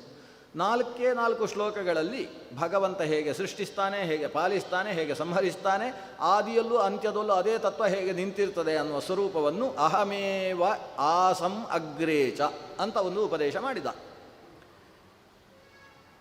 ಈ ಚತುರ್ಮುಖ ಭಗವಂತನಿಂದ ಪಡೆದ ಶ್ರೀಮದ್ಭಾಗವತವನ್ನು ತನ್ನ ಶಿಷ್ಯ ಮತ್ತು ಮಗನೂ ಆದಂತಹ ನಾರದರಿಗೆ ಉಪದೇಶಿಸಿದ. ನಾರದರು ಅದನ್ನು ವೇದವ್ಯಾಸರ ಹತ್ತಿರ ಬಂದು ಅದನ್ನು ಒಪ್ಪಿಸಿದರು. ವೇದವ್ಯಾಸರು ನಾರದರು ಒಪ್ಪಿಸಿದಂತಹ ಭಾಗವತವನ್ನು 18,000 ಗ್ರಂಥಗಳಷ್ಟು ವಿಸ್ತಾರವನ್ನಾಗಿಸಿ ತನ್ನ ಮಗನಾದ ಶುಕಾಚಾರ್ಯರನ್ನು ಕೂಗಿದರು. ಶುಕಾಚಾರ್ಯರು ಓಡಿ ಬಂದು ಇವರ ಮುಂದೆ ಚಕ್ಕಳ ಮಕ್ಕಳ ಹಾಕಿಕೊಂಡು ಕೂತವರು ಕೆಲವು ದಿವಸಗಳ ತನಕ ಅನ್ನ ನಿದ್ರೆಗಳನ್ನು ಬಿಟ್ಟು ಭಾಗವತವನ್ನು ಶ್ರವಣ ಮಾಡಿದರು. ಹೀಗೆ ವೇದವ್ಯಾಸರಿಂದ ಶುಕಾಚಾರ್ಯರು ಭಾಗವತವನ್ನು ಪಡೆದ ಮೇಲೆ ಅವರಿಗೆ ಈ ಭಾಗವತವನ್ನು ಎಲ್ಲಿಯಾದರೂ ಒಬ್ಬರಿಗೆ ಹೇಳಬೇಕು ಅಂತ ಒಂದು ಆಸೆ ಆಯಿತು. ಸಾಮಾನ್ಯವಾಗಿ ಜ್ಞಾನಿಗಳಿಗೆ ಒಂದು ವಿಶಿಷ್ಟವಾದ ಜ್ಞಾನವನ್ನು ತುಂಬಿಸಿಕೊಂಡ ಮೇಲೆ ಇದನ್ನು ಎಲ್ಲಿಯಾದರೂ ಉಪದೇಶ ಮಾಡಲೇಬೇಕು ಅಂತ ಹಠ ಬಂದು ಹೋಗ್ತದೆ. ಅದು ತುಂಬು ಹೊಟ್ಟೆಯ ಗರ್ಭಿಣಿ ಇದ್ದ ಹಾಗೆ ಅಂತ ಹೇಳ್ತಾರೆ ಜ್ಞಾನಿಗಳನ್ನು. ಒಂದು ಹೊಸ ಜ್ಞಾನವನ್ನು ಪಡೆದ ಮೇಲೆ ತುಂಬು ಹೊಟ್ಟೆಯ ಗರ್ಭಿಣಿ ಪ್ರಸವದಲ್ಲಿ ಹೇಗೆ ಕಾತರಳಾಗಿರ್ತಾಳೋ ಹಾಗೆ ಜ್ಞಾನಿ ತನ್ನಲ್ಲಿ ತುಂಬಿದ ಜ್ಞಾನವನ್ನು ಯೋಗ್ಯ ಶಿಷ್ಯರಿಗೆ ಹಂಚಬೇಕು ಅಂತ ಕಾತರರಾಗಿರ್ತಾರೆ. ಹಾಗೆ ಈ ಶುಕಾಚಾರ್ಯರು ವೇದವ್ಯಾಸರಿಂದ 18ನೆಯ ಪುರಾಣವಾದಂತಹ ಶ್ರೀಮದ್ಭಾಗವತವನ್ನು ತುಂಬಿಸಿಕೊಂಡು ಅಲ್ಲಿಂದ ಎಲ್ಲಿ ಒಳ್ಳೆಯ ಶ್ರೋತೃಗಳು ಸಿಗ್ತಾರೆ. ಬರೀ 3-4 ಜನಕ್ಕೆ ಹೇಳಿದರೆ ತನ್ನ ಕಂಠಶೋಷಣೆ ಜಾಸ್ತಿ ಆಗ್ತದೆ. ಒಂದು 10,000ಕ್ಕಿಂತ ಜಾಸ್ತಿ ಜನ ಇರಬೇಕು, ಅಂಥ ಒಂದು ವೇದಿಕೆ ಎಲ್ಲಿ ಸಿಗ್ತದೆ ಅಂತ ಹುಡುಕಿಕೊಂಡು ಹೊರಟರು ಶುಕಾಚಾರ್ಯರು. ಅವರಿಗೆ ಸಿಕ್ಕಿದ್ದು ಗೋಮತಿ. ಆ ರೀತಿಯ ಒಂದು ಸ್ಥಾನ ಸಿಕ್ಕಿದ್ದು ಅಂತ ಹೇಳಿದರೆ ಅದು ಭಾಗೀರಥಿ ತೀರದಲ್ಲಿದ್ದಂತಹ ವಟವೃಕ್ಷದ ಸನ್ನಿಧಾನ. ಇವತ್ತು ಅದನ್ನು ಶುಕಸ್ಥಲ ಅಂತ ಕರೀತಾರೆ. ಅಲ್ಲಿ ಪರೀಕ್ಷಿತ ಪ್ರಾಯೋಪವೇಶಕ್ಕೆ ಕುಳಿತಿದ್ದ ಅತ್ರಿ ಶರದ್ವಾನ ಮೊದಲಾದಂತಹ ಮಹರ್ಷಿಗಳ ದೊಡ್ಡ ಗಡಣ ಅಲ್ಲಿ ಸೇರಿತ್ತು. 10,000ಕ್ಕಿಂತ ಹೆಚ್ಚು ಋಷಿಗಳು ಸೇರಿದ್ರಂತೆ. ಅಂತಹ ಪರಿಸರದಲ್ಲಿ ತಾವು ಶ್ರೀಮದ್ಭಾಗವತವನ್ನು ಪರೀಕ್ಷಿತ ರಾಜನಿಗೆ ಉಪದೇಶಿಸಿದರು. ನಿಮಿತ್ತಕ್ಕೆ ಪರೀಕ್ಷಿತ ಮುಂದೆ ಇದ್ದ. ಶ್ರವಣ ಮಾಡಿದವರು ಸುತ್ತ ಸೇರಿದ್ದಂತಹ ಮಹಾಋಷಿಗಳು, ಅದರಲ್ಲಿ ಸೂತ ಪುರಾಣಿಕರು ಕೂಡ ಒಬ್ಬರು. ಭಗವಾನ್ ವೇದವ್ಯಾಸರು ತಾವು ಪುರಾಣಗಳನ್ನೆಲ್ಲ ರಚನೆ ಮಾಡಿದ ಮೇಲೆ ಆ ಪುರಾಣಗಳನ್ನು ಚೆನ್ನಾಗಿ ಜನರಿಗೆ ಮುಟ್ಟಿಸುವ ಒಬ್ಬ ಮಗ ಬೇಕು ಅಂತ ಆಲೋಚನೆ ಮಾಡಿದರು. ಆ ರೀತಿ ಆಲೋಚನೆ ಮಾಡ್ತಾ ಮಾಡ್ತಾ ತಾವು ಪುರಾಣ ಪ್ರವಚನವನ್ನು ಪ್ರಾರಂಭಿಸಿದರು. ತಾವು ಪುರಾಣ ಪ್ರವಚನ ಮಾಡ್ತಾ ಇದ್ದರೆ ತಮಗೆ ರೋಮಾಂಚವಾಗಿ ಹೋಯ್ತಂತೆ. ನಾವೆಲ್ಲ ಪುರಾಣ ಪ್ರವಚನ ಮಾಡಿದರೆ ನಮಗೆ ಬಿಡಿ, ಉಳಿದವರಿಗೆ ರೋಮಾಂಚನೆ ಆಗುವುದಿಲ್ಲ. ಈ ವೇದವ್ಯಾಸರ ಪುರಾಣ ಪ್ರವಚನ ಹಾಗಲ್ಲ, ಅವರ ಪ್ರವಚನಕ್ಕೆ ಅವರಿಗೆ ರೋಮಾಂಚವಾಗಿ ಹೋಯ್ತಂತೆ. ಯಾವಾಗ ವೇದವ್ಯಾಸರಿಗೆ ರೋಮಾಂಚನವಾಯಿತೋ ಆ ರೋಮಾಂಚದಿಂದ ಒಬ್ಬ ಮಗ ಹುಟ್ಟಿದಂತೆ. ಈ ಭಗವಂತನಿಗೆ ಸೃಷ್ಟಿ ಮಾಡಬೇಕಾದರೆ ಕ್ಲೇಶ ಇಲ್ಲ.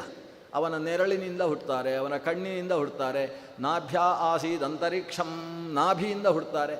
ಅವನ ಶರೀರದ ಅವಯವಗಳಿಂದ ಚಂದ್ರಮ ಮನಸೋ ಜಾತಃ, ಮನಸ್ಸಿನಿಂದ ಚಂದ್ರ ಹುಡ್ತಾನೆ. ಹೀಗೆ ಇವರ ರೋಮಾಂಚದಿಂದ ರೋಮಾಂಚಾತ್ ರೋಮಹರ್ಷಣ,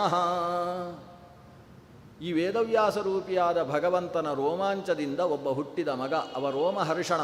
ಯಾಕೆ ಅವನಿಗೆ ರೋಮಹರ್ಷಣ ಅಂತ ಹೆಸರು?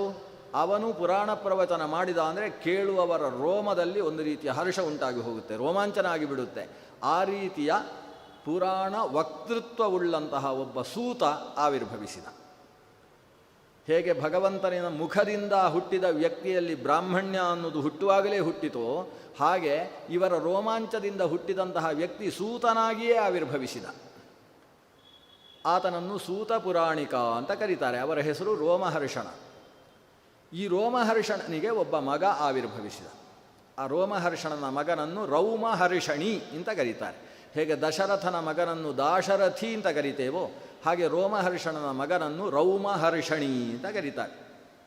ಎಂಥ ಮಗ ಅವ ಅಂದರೆ, ರೋಮಹರ್ಷಣರು ತಾವು ಇತಿಹಾಸ ಪುರಾಣಾನಾಂ ಪಿತಾಮೇ ರೋಮಹರ್ಷಣ. ಮುಂದಕ್ಕೆ ಈ ರೌಮಹರ್ಷಣಿ ಹೇಳಿಕೊಳ್ತಾನೆ, ವೇದವ್ಯಾಸರು ಇತಿಹಾಸ ಪುರಾಣಗಳನ್ನು ರಚನೆ ಮಾಡಿದ ಮೇಲೆ ನನ್ನ ಅಪ್ಪನಾದ ರೋಮಹರ್ಷಣನಿಗೆ ಅದನ್ನು ಉಪದೇಶ ಮಾಡಿದರು.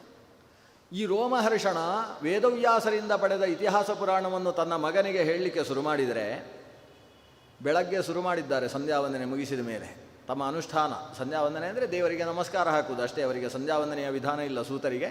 ಅವರು ತಮ್ಮ ಅನುಷ್ಠಾನ ಮುಗಿಸಿದ ಮೇಲೆ ಈ ತನ್ನ ಮಗನಿಗೆ ಪುರಾಣಗಳನ್ನು ಹೇಳುವುದಕ್ಕೆ ಶುರು ಮಾಡಿದರೆ ಸಾಯಂಕಾಲವಾಯಿತು.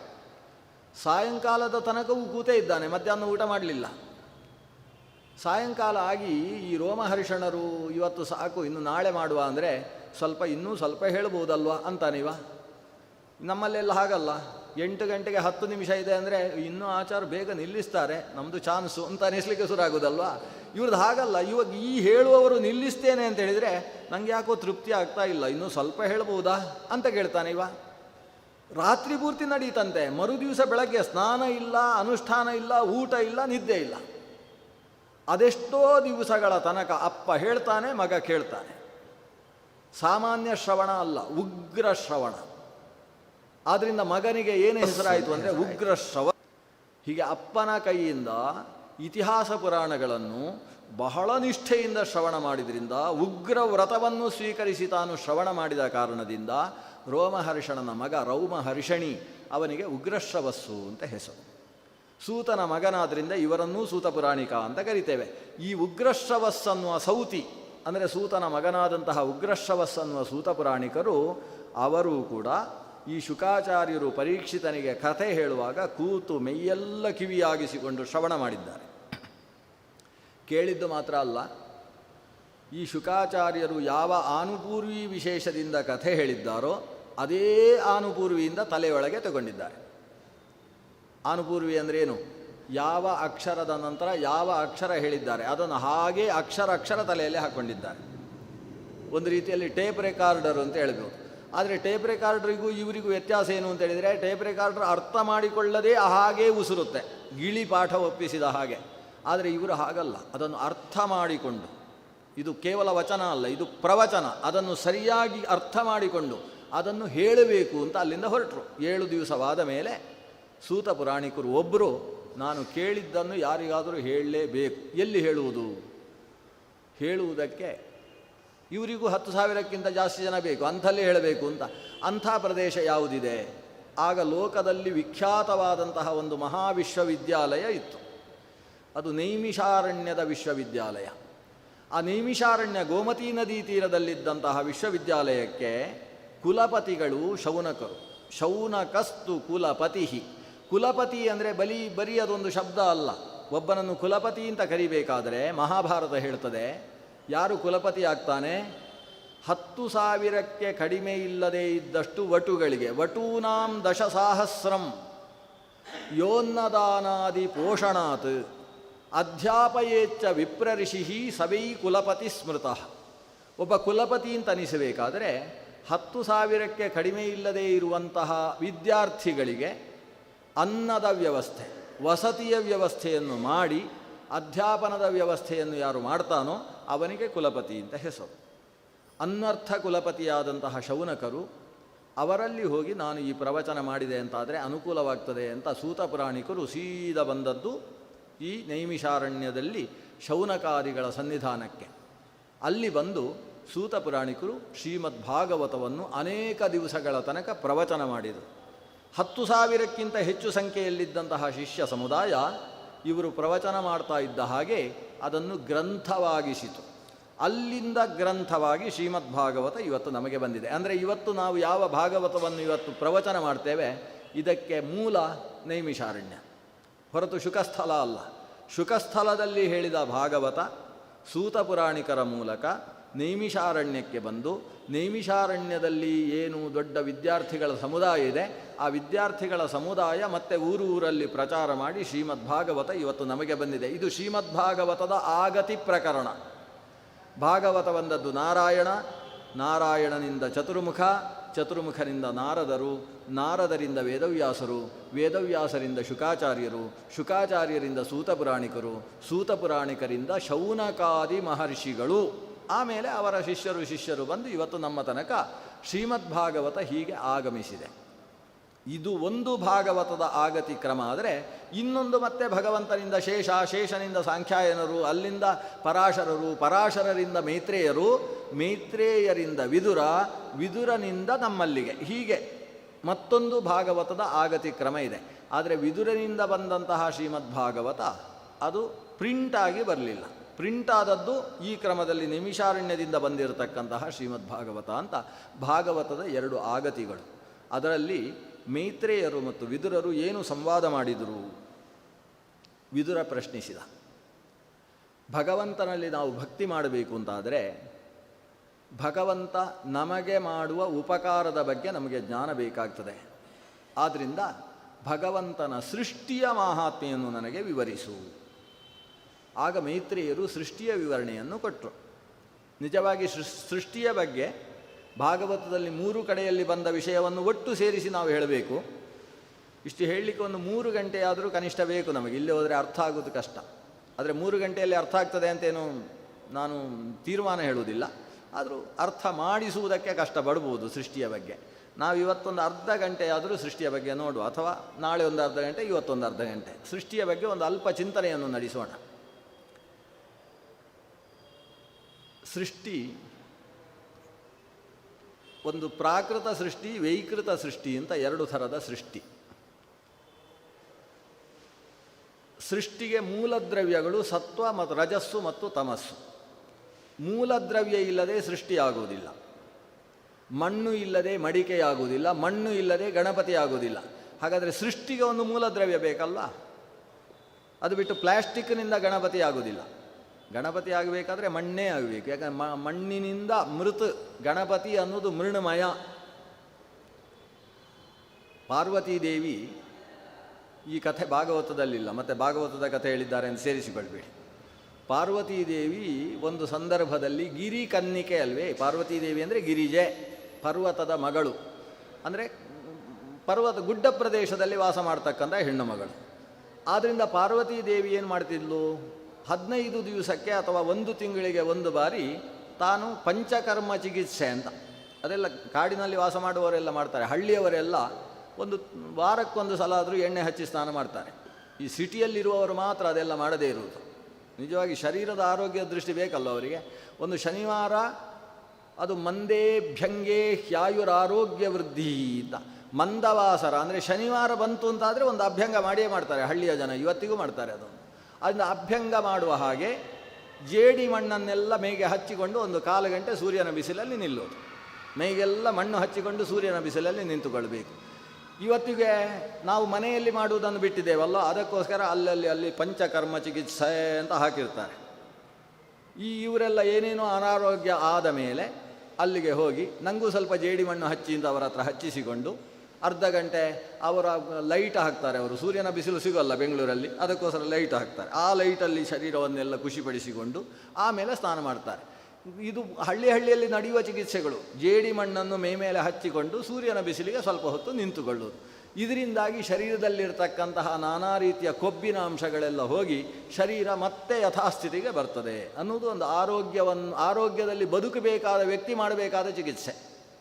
ಕೊನೆ ಪಕ್ಷ ಜೇಡಿ ಮಣ್ಣು ಮೇಲೆ ಹಚ್ಚಿಕೊಳ್ಳದೆ ಹೋದರೂ ತೊಂದರೆ ಇಲ್ಲ. ಸೂರ್ಯನ ಬಿಸಿಲಿಗಾದರೂ ಒಂದಿಷ್ಟು ಹೊತ್ತು ಮನುಷ್ಯ ಇರಬೇಕು. ಮನುಷ್ಯನಿಗೂ ಸೂರ್ಯನಿಗೂ ನಿಕಟವಾದ ಸಂಬಂಧ ಇದೆ. ಆದರೆ ನಮಗೆ ಇವತ್ತು ಸೂರ್ಯ ಎಲ್ಲಿದ್ದಾನೆ ಅಂತ ಮರೆತು ಹೋಗುವಷ್ಟು ನಾವು ರೂಮಿನೊಳಗೆ ಕೂತುಬಿಟ್ಟಿದ್ದೇವೆ. ಮಕ್ಕಳು ಎಲ್ಲಿಯಾದರೂ ನಮ್ಮ ಹತ್ರ ಕೇಳಿದರೆ ಸೂರ್ಯ ಎಷ್ಟೊತ್ತಿಗೆ ಉದಯಿಸುವುದು, ಅದು ಟಿ ವಿ ನೋಡಿ ಹೇಳ್ತೇನೆ ಅಂತ ಹೇಳುವಲ್ಲಿಗೆ ಬಂದಿದ್ದೇವೆ ನಾವು. ಸೂರ್ಯ ಉದಯಿಸುವುದನ್ನು ನಾವು ಟಿ ವಿಯಲ್ಲಿ ನೋಡಬೇಕು ಅನ್ನೋ ಪ್ರಸಂಗಕ್ಕೆ ಬಂದು ಹೋಗಿದ್ದೇವೆ. ಆದ್ದರಿಂದ ಈ ವಾತಾವರಣದಲ್ಲಿದ್ದಂತಹ ಶಕ್ತಿಯನ್ನು ನಮ್ಮಲ್ಲಿ ಆವಿರ್ಭಾವ, ಪಾರ್ಥಿವ ಶಕ್ತಿ, ಆಪ್ಯ ಶಕ್ತಿ, ತೇಜಸ ಶಕ್ತಿ, ಸೌರಶಕ್ತಿ, ಚಾಂದ್ರಶಕ್ತಿ, ವಾಯವೀಯ ಶಕ್ತಿ, ಅದರ ಜೊತೆಗೆ ಆಕಾಶ ಶಕ್ತಿ, ಇವನ್ನೆಲ್ಲ ನಾವು ಈ ಪಾಂಚಭೌತಿಕವಾದ ಶರೀರದಲ್ಲಿ ತುಂಬಿಸಿಕೊಳ್ಳುವುದಕ್ಕೆ ಜೀವನದ ಅನೇಕ ಪದ್ಧತಿಗಳನ್ನು, ಮೌಲ್ಯಗಳನ್ನು ಪ್ರಾಚೀನರು ಹೇಳಿದ್ದಾರೆ. ಅದನ್ನು ದೇವತೆಗಳು ಅನುಷ್ಠಾನ ಮಾಡಿ ತೋರಿಸ್ತಾರೆ. ಹಾಗೆ ಪಾರ್ವತೀದೇವಿ ತಾನು ಆವೆ ಮಣ್ಣು, ಜೇಡಿ ಮಣ್ಣನ್ನು ಮೇಲೆ ಹಚ್ಚಿಕೊಂಡು ಆಮೇಲೆ ಸ್ನಾನಕ್ಕೋಸ್ಕರ ಹೋಗುವಾಗ ಮಣ್ಣನ್ನು ತೆಗಿಬೇಕು. ಸ್ನಾನದ ಹೊತ್ತಿಗೆ ಮಣ್ಣು ತೆಗೆದದ್ದನ್ನು ಒಂದು ದೊಡ್ಡ ಉಂಡೆ ಮಾಡಿದ್ಲಂತೆ ಮೊದಲು.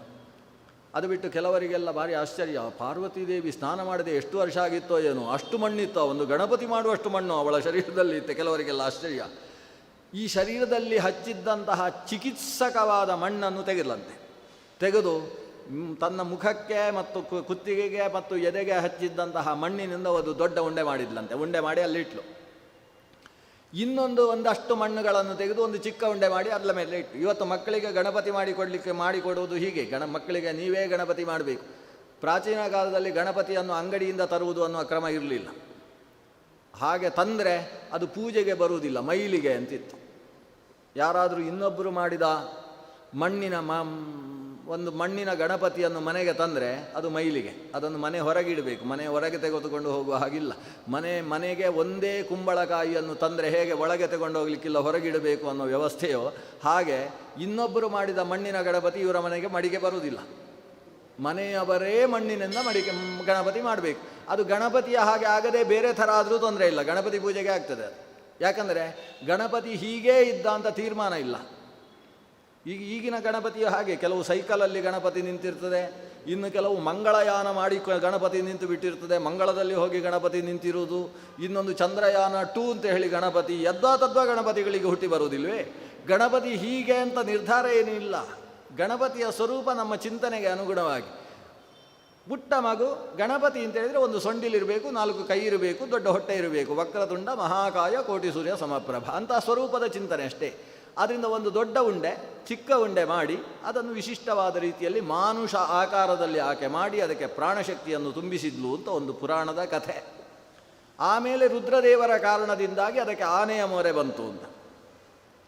ಗಜಮುಖ, ವಸ್ತುತಃ ಗಜಮುಖನಾದದ್ದು ಆಚಾರ್ಯರು ಹೇಳ್ತಾರೆ, ಆ ಸ್ವರೂಪವೇ ಗಜಮುಖದ ಚಿಂತನೆಯಲ್ಲಿ ಬೆಳೆದ ಸ್ವರೂಪ. ಗಣಪತಿ ಅಂತ ಹೇಳಿದರೆ ಆಕಾಶದ ದೇವತೆ. ಆಕಾಶ ಯಾವತ್ತೂ ಬಹಳ ದೊಡ್ಡದು ಹೇಗೋ ಹಾಗೆ ಇದರ ಶರೀರವು ಭಾರಿ ದೊಡ್ಡದು ಅನ್ನುವುದಕ್ಕೆ ಮಾತ್ರ ಅದು ಮಹಾಕಾಯ ಅನ್ನುವುದು ಪ್ರತೀಕ. ಆಕಾಶ ತತ್ವದ ಅಭಿಮಾನಿ ದೇವತೆ ಅದು. ಆ ಗಣಪತಿ ಅನ್ನುವ ಚೇತನ ಅದು ಯಾವತ್ತೂ ಕೂಡ ತನ್ನ ಬಿಂಬಸ್ವರೂಪಿಯಾದ ವಿಶ್ವಂಭರನನ್ನು ಚಿಂತನೆ ಮಾಡ್ತಾ ಇರ್ತದೆ. ವಿಶ್ವಂಭರ ಅನ್ನುವುದು ಭಗವಂತನ ಜಾಗೃತಾವಸ್ಥಾ ನಿಯಾಮಕವಾದ ವಿಶ್ವರೂಪ. ಅದು ಜಾಗೃತಾವಸ್ಥೆಯನ್ನು ನಿಯಮಿಸುವ ಭಗವಂತನ ವಿಶ್ವ ಅನ್ನುವ ರೂಪಕ್ಕೆ 19 ಮುಖ, 19 ಮುಖ. ಅದರಲ್ಲಿ ಮಧ್ಯದ್ದು ಆನೆಯ ಮುಖವುಳ್ಳದ್ದು ವಿಶ್ವರೂಪ. ಆ ವಿಶ್ವಂಭರ ಅನ್ನುವ ಆನೆಯ ಮುಖದ ಭಗವದ್ ರೂಪವನ್ನು ನಿರಂತರ ಧ್ಯಾನ ಮಾಡಿದಂತಹ ಈ ಗಣಪತಿ ತಾನು ಆ ಸ್ವರೂಪವನ್ನು ತನ್ನಲ್ಲಿ ತಾನು ಯೇ ಯಥಾ ಉಪಾಸತೆ ತಥೈವ ಭವತಿ ಅಂತ ಭಗವಂತನನ್ನು ಆನೆಯ ಮುಖದಲ್ಲಿ ಉಪಾಸನೆ ಮಾಡಿದ್ರಿಂದ ಈತ ಆನೆಯ ಮುಖದವ.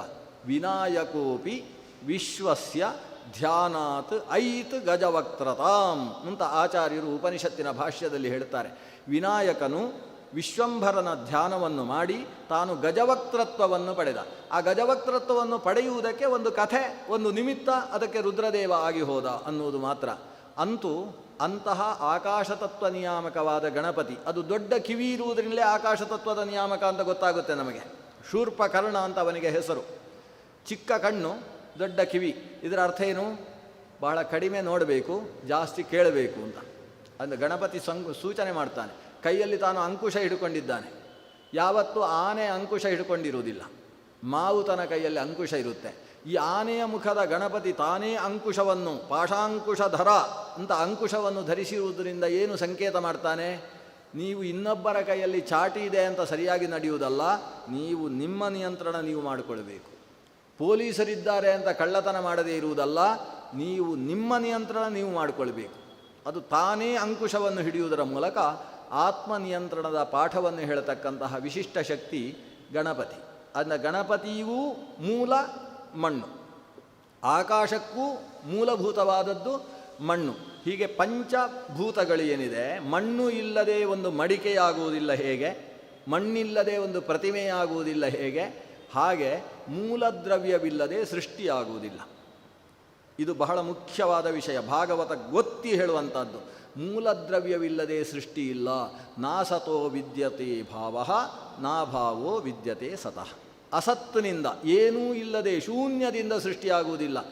ಈ ನಮ್ಮ ಸೈದ್ಧಾಂತಿಕವಾದ ಅನೇಕ ವಿರೋಧಗಳು ಈ ಭಾರತೀಯ ದರ್ಶನಗಳಲ್ಲಿದ್ದಾವೆ. ಅದ್ವೈತ ದರ್ಶನ, ವಿಶಿಷ್ಟಾದ್ವೈತ ದರ್ಶನ, ವಲ್ಲಭಾಚಾರ್ಯ ದರ್ಶನಗಳು. ಈ ದರ್ಶನಗಳಲ್ಲಿ ಪರಸ್ಪರ ಹೋರಾಟಗಳಿದ್ದಾವೆ, ಚಿಂತನ ವೈವಿಧ್ಯಗಳಿದ್ದಾವೆ. ಅದರಲ್ಲಿ ಒಂದು ದರ್ಶನದ ಪ್ರಕಾರ ಏನೂ ಇರಲಿಲ್ಲ, ಅಸದೇ ವೇದಮಗ್ರ ಆಸೀತು, ಏನೂ ಇರಲಿಲ್ಲ. ಏನೂ ಇಲ್ಲದೆ ಇದ್ದಾಗ ಈ ಒಂದು ಆತ್ಮತತ್ವಕ್ಕೆ ಸೃಷ್ಟಿ ಮಾಡಬೇಕು ಅಂತ ಅನಿಸಿತು. ಅನಿಸಿದ ಕೂಡಲೇ ಅದು ಏನೇನನ್ನೋ ಸೃಷ್ಟಿಸಿತು. ಏನೂ ಇಲ್ಲದೆ ಸೃಷ್ಟಿಯಾಯಿತು. ಅದು ಹೇಗೆ? ಅದು ಐಂದ್ರಜಾಲಿಕ ಸೃಷ್ಟಿ, ಮಾಯಾ ಸೃಷ್ಟಿ. ಇಲ್ಲದೇ ಇದ್ದದ್ದೇ ಕಾಣಿಸುವ ಹಾಗೆ ಮಾಡಿದ್ದು. ಯಾವುದು ಖಂಡಿತೋ ಅದು ಇಲ್ಲ, ದೃಶ್ಯತ್ವಾತ್ ಮಿಥ್ಯಾ. ಪ್ರಪಂಚ ಇಲ್ಲ, ಇಲ್ಲದೇ ಇದ್ದದರಿಂದ ಹುಟ್ಟಿದ್ದರಿಂದ ಅಂತ ಹೀಗೆಲ್ಲ ವಾದಗಳು ದರ್ಶನಗಳಲ್ಲಿದ್ದಾವೆ. ಆದರೆ ಭಾಗವತ ಹೇಳ್ತದೆ, ಸೃಷ್ಟಿಗೆ 3 ದ್ರವ್ಯಗಳು ಮೂಲ. ಹೇಗೆ ಮಡಿಕೆಗೆ ನೀರು, ಬೆಂಕಿ ಮತ್ತು ಮಣ್ಣು ಇದು ಇಲ್ಲದೆ ಮಡಿಕೆ ಆಗುವುದಿಲ್ಲ. ಒಂದು ಇಟ್ಟಿಗೆ ಆಗಬೇಕಾದ್ರೆ, ಒಂದು ಗೋಡೆ ಆಗಬೇಕಾದ್ರೆ ಬರೀ ಮಣ್ಣನ್ನು ಹಾಗೆ ಬೇರಿಸಿಟ್ರೆ ಅದು ಜಾರಿ ಬೀಳ್ತದೆ. ಅದಕ್ಕೆ ನೀರು ಹಾಕಿ ಹುಳಿ ಬರಿಸಬೇಕು, ಆಮೇಲೆ ಬಿಸಿಲಿನಿಂದ ಒಣಗಬೇಕು. ಅಷ್ಟಾದರೆ ಮಾತ್ರ ಒಂದು ಗೋಡೆ ಆಗ್ತದೆ, ಇಟ್ಟಿಗೆ ಆಗ್ತದೆ. ಮಣ್ಣಿಗೆ ನೀರು ಹಾಕಿ ಅದನ್ನು ಹುಳಿ ಬರಿಸಿ ಆಮೇಲೆ ಮಡಿಕೆ ಮಾಡಿ ಮಡಿಕೆಯನ್ನು ಬೆಂಕಿಯಲ್ಲಿಟ್ಟು ಒಣಗಿಸಿದರೆ ಅದು ಮಡಿಕೆ ಆಗ್ತದೆ. ಆದ್ದರಿಂದ ಮಣ್ಣು, ನೀರು, ಬೆಂಕಿ ಈ 3 ಇಲ್ಲದೆ ಹೇಗೆ ಸೃಷ್ಟಿ ಇಲ್ಲವೋ ಹಾಗೆ ಈ ಪ್ರಪಂಚದ ಎಲ್ಲ ಸೃಷ್ಟಿಗೂ ಮೂಲ 3: ಸತ್ವ, ರಜಸ್ಸು, ತಮಸ್ಸು. ಇದನ್ನು ತ್ರಿಗುಣ ಅಂತ ಕರೀತಾರೆ. ಈ 3 ಒಟ್ಟಿಗೆ ಸೇರಿಸಿದರೆ ಪ್ರಕೃತಿ ಅಂತ ಕರೀತಾರೆ. ಸಸರ್ಜ ಭಗವಾನ್ ಆದೌ 3 ಗುಣಾನ್ ಪ್ರಕೃತೇ ಪರಃ. ಸೃಷ್ಟಿ ಆದದ್ದು ಈ 3 ಗುಣಗಳಿಂದ. ಈ 3 ಗುಣಗಳು ಅದು ಏನು ಅಂತ ತಿಳ್ಕೊಳ್ಬೇಕು. ಯಾಕಂದರೆ ನಮಗೆ ಸೃಷ್ಟಿಗೆ ಕಾರಣವಾದ 3 ಗುಣಗಳು. ಕಾರಣ ತಿಳ್ಕೊಳ್ಳದೆ ಕಾರ್ಯದ ಜ್ಞಾನ ಬರುವುದಕ್ಕೆ ಸಾಧ್ಯ ಇಲ್ಲ. ಈ 3 ಗುಣಗಳು ಅದು ರಾಶಿ ಇದೆ ಅಂತ, ಎಷ್ಟು ಅಂತ ಹೇಳುವುದಕ್ಕೆ ಸಾಧ್ಯ ಇಲ್ಲ. ಪ್ರಕೃತಿಯಲ್ಲಿ ಈ 3 ಗುಣ ಅನಂತವಾಗಿದೆ. ಅನಂತವಾದ ತ್ರಿಗುಣದಿಂದ ಭಗವಂತ ಸೃಷ್ಟಿ ಮಾಡಲಿಲ್ಲ. ಆ ಅನಂತವಾದ ಗುಣದಿಂದ ಒಂದಿಷ್ಟು ತೆಗೆದಿರಿಸಿದ, ಸೃಷ್ಟಿಗೋಸ್ಕರ ಅಂತ ತೆಗೊಂಡ.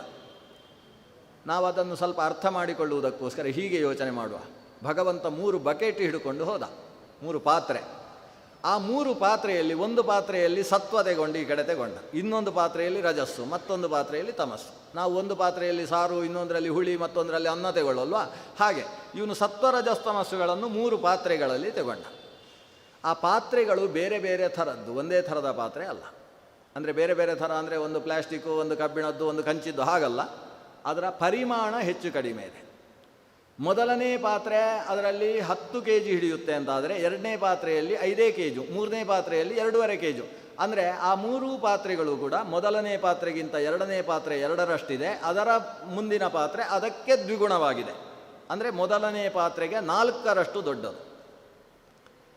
ಈ ದೊಡ್ಡ ಪಾತ್ರೆಯಲ್ಲಿ ಭಗವಂತ ತೆಗೆದುಕೊಂಡದ್ದು ಸತ್ವ, ಮಧ್ಯದ ಪಾತ್ರೆಯಲ್ಲಿ ತೆಗೆದುಕೊಂಡದ್ದು ರಜಸ್ಸು, ಮೂರನೇ ಪಾತ್ರೆಯಲ್ಲಿ ತೆಗೆದುಕೊಂಡದ್ದು ತಮಸ್ಸು. ಹಾಗಾದರೆ ಸೃಷ್ಟಿಗೋಸ್ಕರ ದೇವರು ಉಪಯೋಗಿಸಿದ್ದು 3 ಪಾತ್ರೆ ಮಾತ್ರ, ಉಳಿದದ್ದು ರಾಶಿ ಹಾಗೇ ಇದೆ. ಅದು ಪ್ರಕೃತಿ, ಅದಕ್ಕೆ ಪ್ರಕೃತಿ ಅಂತ ಹೆಸರು. ಅದು ಸೃಷ್ಟಿಗೆ ಪ್ರಕೃತಿ ಆಗಲಿಲ್ಲ. ಈ 3 ಏನಿದೆ ಇದು ಸೃಷ್ಟಿಗೆ ಕಾರಣವಾಯಿತು. ಹಾಗಾದರೆ ಸೃಷ್ಟಿಯಲ್ಲಿ ಎಷ್ಟು ಸತ್ವ ಇದೆ ಅಂತ ಹೇಳಿದರೆ ಏನು ಹೇಳಬೇಕು ನೀವು? 4 ಸತ್ವ ಇದೆ ಅಂತ ಹೇಳಬೇಕು. ಎಷ್ಟು ರಜಸ್ಸಿದೆ? 2 ರಜಸ್ಸಿರುವುದು ಅಂತ ಹೇಳಬೇಕು. ಎಷ್ಟು ತಮಸ್ಸಿದೆ? 1. ಹಾಗಾದರೆ 1:2:4 ಇದು ಸೃಷ್ಟಿಗೆ ಕಾರಣವಾದ ಸತ್ವರಜಸ್ತಮಸ್ಸುಗಳ ಅನುಪಾತ, ರೇಷಿಯೋ. 1:2:4 ಅನ್ನೋದು ಗುಣಗಳ ರೇಷಿಯೋ. ಹಾಗಾದರೆ ಜಾಸ್ತಿ ಯಾವುದಿರುವುದು ಸೃಷ್ಟಿಯಲ್ಲಿ? 7/4 ಸತ್ವ ಇರುವುದು, 7/2 ರಜಸ್ಸಿರುವುದು, 7/1 ಮಾತ್ರ ತಮಸ್ಸಿರುವುದು. ಆದರೆ ಯಾವುದು ಜಾಸ್ತಿ ಪ್ರಭಾವಶಾಲಿ ಆದದ್ದು ಯಾವುದು? ತಮಸ್ಸು. ಅದರಿಂದ ಅಲ್ಪಸಂಖ್ಯಾತರೇ ಬಲಿಷ್ಠರು ಅನ್ನೋದು ಇಲ್ಲಿಂದಲೇ ಶುರುವಾದದ್ದು. ಈ ಇಡೀ ಸೃಷ್ಟಿಗೆ ಬಂದದ್ದು ಯಾವುದು ಅಂತೇಳಿದರೆ 4 ಸತ್ವ, 2 ರಜಸ್ಸು, 1 ತಮಸ್ಸು. ಆದರೆ ಹೆಚ್ಚು ಕೆಲಸ ಮಾಡುವುದು ತಮಸ್ಸು, ತಾಮಸ ಪ್ರವೃತ್ತಿಯೇ ಜಾಸ್ತಿ ಆಗೋದು. ಇದು ಕಡಿಮೆ, ಬಹಳ ಕಡಿಮೆ ಇರುವುದು. ಅದು ಎಷ್ಟು ಕಡಿಮೆ ಅಂದರೆ ಆಚಾರ್ಯರು ಈ ಸಮಯದಲ್ಲಿ ದೊಡ್ಡ ತಾತ್ಪರ್ಯ ವಿವರಣೆ ಕೊಡ್ತಾರೆ. ಅವರು ಹೇಳ್ತಾರೆ, ಈ ಸೃಷ್ಟಿಗೆ ಬಂದಂತಹ ಸತ್ವ 4 ಇದೆ ಅಂತ ಅಂದುಕೊಂಡಿದ್ದೀರಲ್ಲ, ಅದು ಶುದ್ಧ ಸತ್ವ, ಅದರಲ್ಲಿ ಏನು ಮಿಕ್ಸ್ ಇಲ್ಲ, ಅದು ಶುದ್ಧ ಸತ್ವ. ಅದನ್ನು ದೇವರು ಸೃಷ್ಟಿಗೆ ತರಲೇ ಇಲ್ಲ, ಅದನ್ನು ತೆಗೆದು ಗಾಡ್ರೇಜ್ ಒಳಗಿಟ್ಟು ಬೀಗ ಹಾಕಿದರು. ಇಷ್ಟು ಪ್ಯೂರ್ ಆದದ್ದನ್ನು ಊರಿಗೆ ಕೊಡಬಾರ್ದು ಅಂತ ಅದನ್ನು ಒಳಗೆ ಗಾಡ್ರೇಜಲ್ಲೇ ಇಟ್ಟದ್ದು. ಯಾಕೆ ಅಂದರೆ ಈ ಮನುಷ್ಯರಿಗೆ ಇದರ ಸೃಷ್ಟಿ ಬೇಡ. ಇವರೆಲ್ಲ ಸಾಧನೆ ಮಾಡಿ ಮೋಕ್ಷಕ್ಕೆ ಬರುವಾಗ ಮೋಕ್ಷದಲ್ಲಿ ಇವರು ಆನಂದ ಅನುಭವಿಸುವುದಕ್ಕೆ ಏನೇನೋ ಬೇಕಾಗ್ತದೆ. ಕೆಲವರಿಗೆ ಮೋದಕ ತಿಂದು ಖುಷಿ ಪಡಬೇಕು ಅಂತ ಮೋಕ್ಷದಲ್ಲಿ ಇರ್ತದೆ. ಅವರಿಗೆ ಮೋದಕ ಮಾಡುವುದಕ್ಕೆ ಈ ಬಕೆಟಲ್ಲಿದ್ದದ್ದು ಉಪಯೋಗಿಸುವಂಥ ಸತ್ವವನ್ನು ಅಲ್ಲಿ ತೆಗೆದಿಟ್ಟಂತೆ. ಮೋಕ್ಷದಲ್ಲಿ ಇವರ ಸ್ವರೂಪಭೂತವಾದ ಆನಂದ ಆವಿರ್ಭಾವ ಆಗುವುದಕ್ಕೋಸ್ಕರ ಕೆಲವರಿಗೆ ಜಿಲೇಬಿ, ಕೆಲವರಿಗೆ ಮೈಸೂರು ಪಾಕು, ಕೆಲವರಿಗೆ ಹಾಲ್ಬಾಯಿ, ಏನೇನೋ ಬೇಕಾಗ್ತದೆ. ಅದೆಲ್ಲ ಮಾಡಿಕೊಡೋ, ಕೆಲವರಿಗೆ ಹೆಣ್ಣು ಬೇಕಾಗ್ತದೆ, ಕೆಲವರಿಗೆ ಹಣ್ಣು ಬೇಕಾಗ್ತದೆ, ಏನೇನೋ ಅದನ್ನೆಲ್ಲ ನಿರ್ಮಾಣ ಮಾಡುವುದಕ್ಕೋಸ್ಕರ ಅಂತ ಸತ್ವವನ್ನು ಬದಿಗಿಟ್ಟ. ಅದನ್ನು ಈ ಲೋಕದ ಸೃಷ್ಟಿಯಲ್ಲಿ ಉಪಯೋಗಿಸಲಿಲ್ಲ. ಹಾಗಾದರೆ ಲೋಕದ ಸೃಷ್ಟಿಯಲ್ಲಿ ಪ್ರಕೃತಿ ಯಾವುದು? ಈ 2 ಬಕೆಟ್ ಮಾತ್ರ, ರಜಸ್ಸು ತಮಸ್ಸು ಮಾತ್ರ. ಸರಿ, ಆ ರಜಸ್ಸು ಏನು ಅಂತ ನೋಡೋಣ. ಹಾಗಾದರೆ ಸತ್ವದ ಬಗ್ಗೆ ಬೇಡ ನಮಗೆ ಸಿಗೋಲ್ಲ ಅಂದರೆ ಅದರ ಬಗ್ಗೆ ಯೋಚನೆ ಯಾಕೆ ಮಾಡಬೇಕು? ಈಗ ನಮ್ಮ ಸೃಷ್ಟಿಯಲ್ಲಿರುವುದು ರಜಸ್ಸು ಮತ್ತು ತಮಸ್ಸಲ್ವ. ರಜಸ್ಸು ಅಂದರೆ ಏನು? ರಜಸ್ಸು ಅಂದರೆ ಅದು ಶುದ್ಧ ಸತ್ವವೇ, ಅದು ಕೂಡ ಅದು ರಜಸ್ಸು ಅಲ್ಲ, ಅದು ಸತ್ವ. ಹಾಗಾದರೆ ಅದನ್ನು ರಜಸ್ಸು ಅಂತ ಯಾಕೆ ಕರಿತೀರಿ? ಯಾಕಂದರೆ ಅದರಲ್ಲಿ 3 ಸೇರಿಕೊಂಡಿದೆ. ಸತ್ವ ರಜಸ್ ತಮಸ್ಸು ಸೇರಿಕೊಂಡಿದೆ. ಅಲ್ಲಿ ಜಾಸ್ತಿ ಇರುವುದು ಸತ್ವ, ತಮಸ್ಸಿಗಿಂತ ಜಾಸ್ತಿ ರಜಸ್ಸಿದೆ ಅಂತ ಅದನ್ನು ರಜೋಗುಣ ಅಂತ ಕರೆಯುವುದು ಅಷ್ಟೇ. ಹಾಗಾದರೆ ಎಷ್ಟು ಸತ್ವ, ಎಷ್ಟು ರಜಸ್ಸು, ಎಷ್ಟು ತಮಸ್ಸು? ಒಂದು ರಜಸ್ಸು ಅಂತ ನೀವು ಅಂಗಡಿಯಲ್ಲಿ ಕೇಳಿದರೆ ಅವರು ರಜಸ್ಸು ಒಂದು ಬಾಟ್ಲಿಯಲ್ಲಿ ಕೊಡಬೇಕಾದ್ರೆ ಏನೇನು ಇರಬೇಕು ಅದರಲ್ಲಿ 100ರಷ್ಟು ಸತ್ವ. ನೋಡಿ, 100 ಸತ್ವ ಇರ್ತದೆ. ಒಂದು ರಜೋಗುಣ ಅಂದರೆ 100 ಸತ್ವ. 100 ಸತ್ವದಲ್ಲಿ 1 ರಜಸ್ಸು. ಅಂದರೆ 1 ರಜಸ್ಸಿಗೆ 100 ಸತ್ವ ಸೇರಿಸಬೇಕು. ಆಮೇಲೆ 0.01 ತಮಸ್ಸು, ಅಂದರೆ 100ನೇ 1.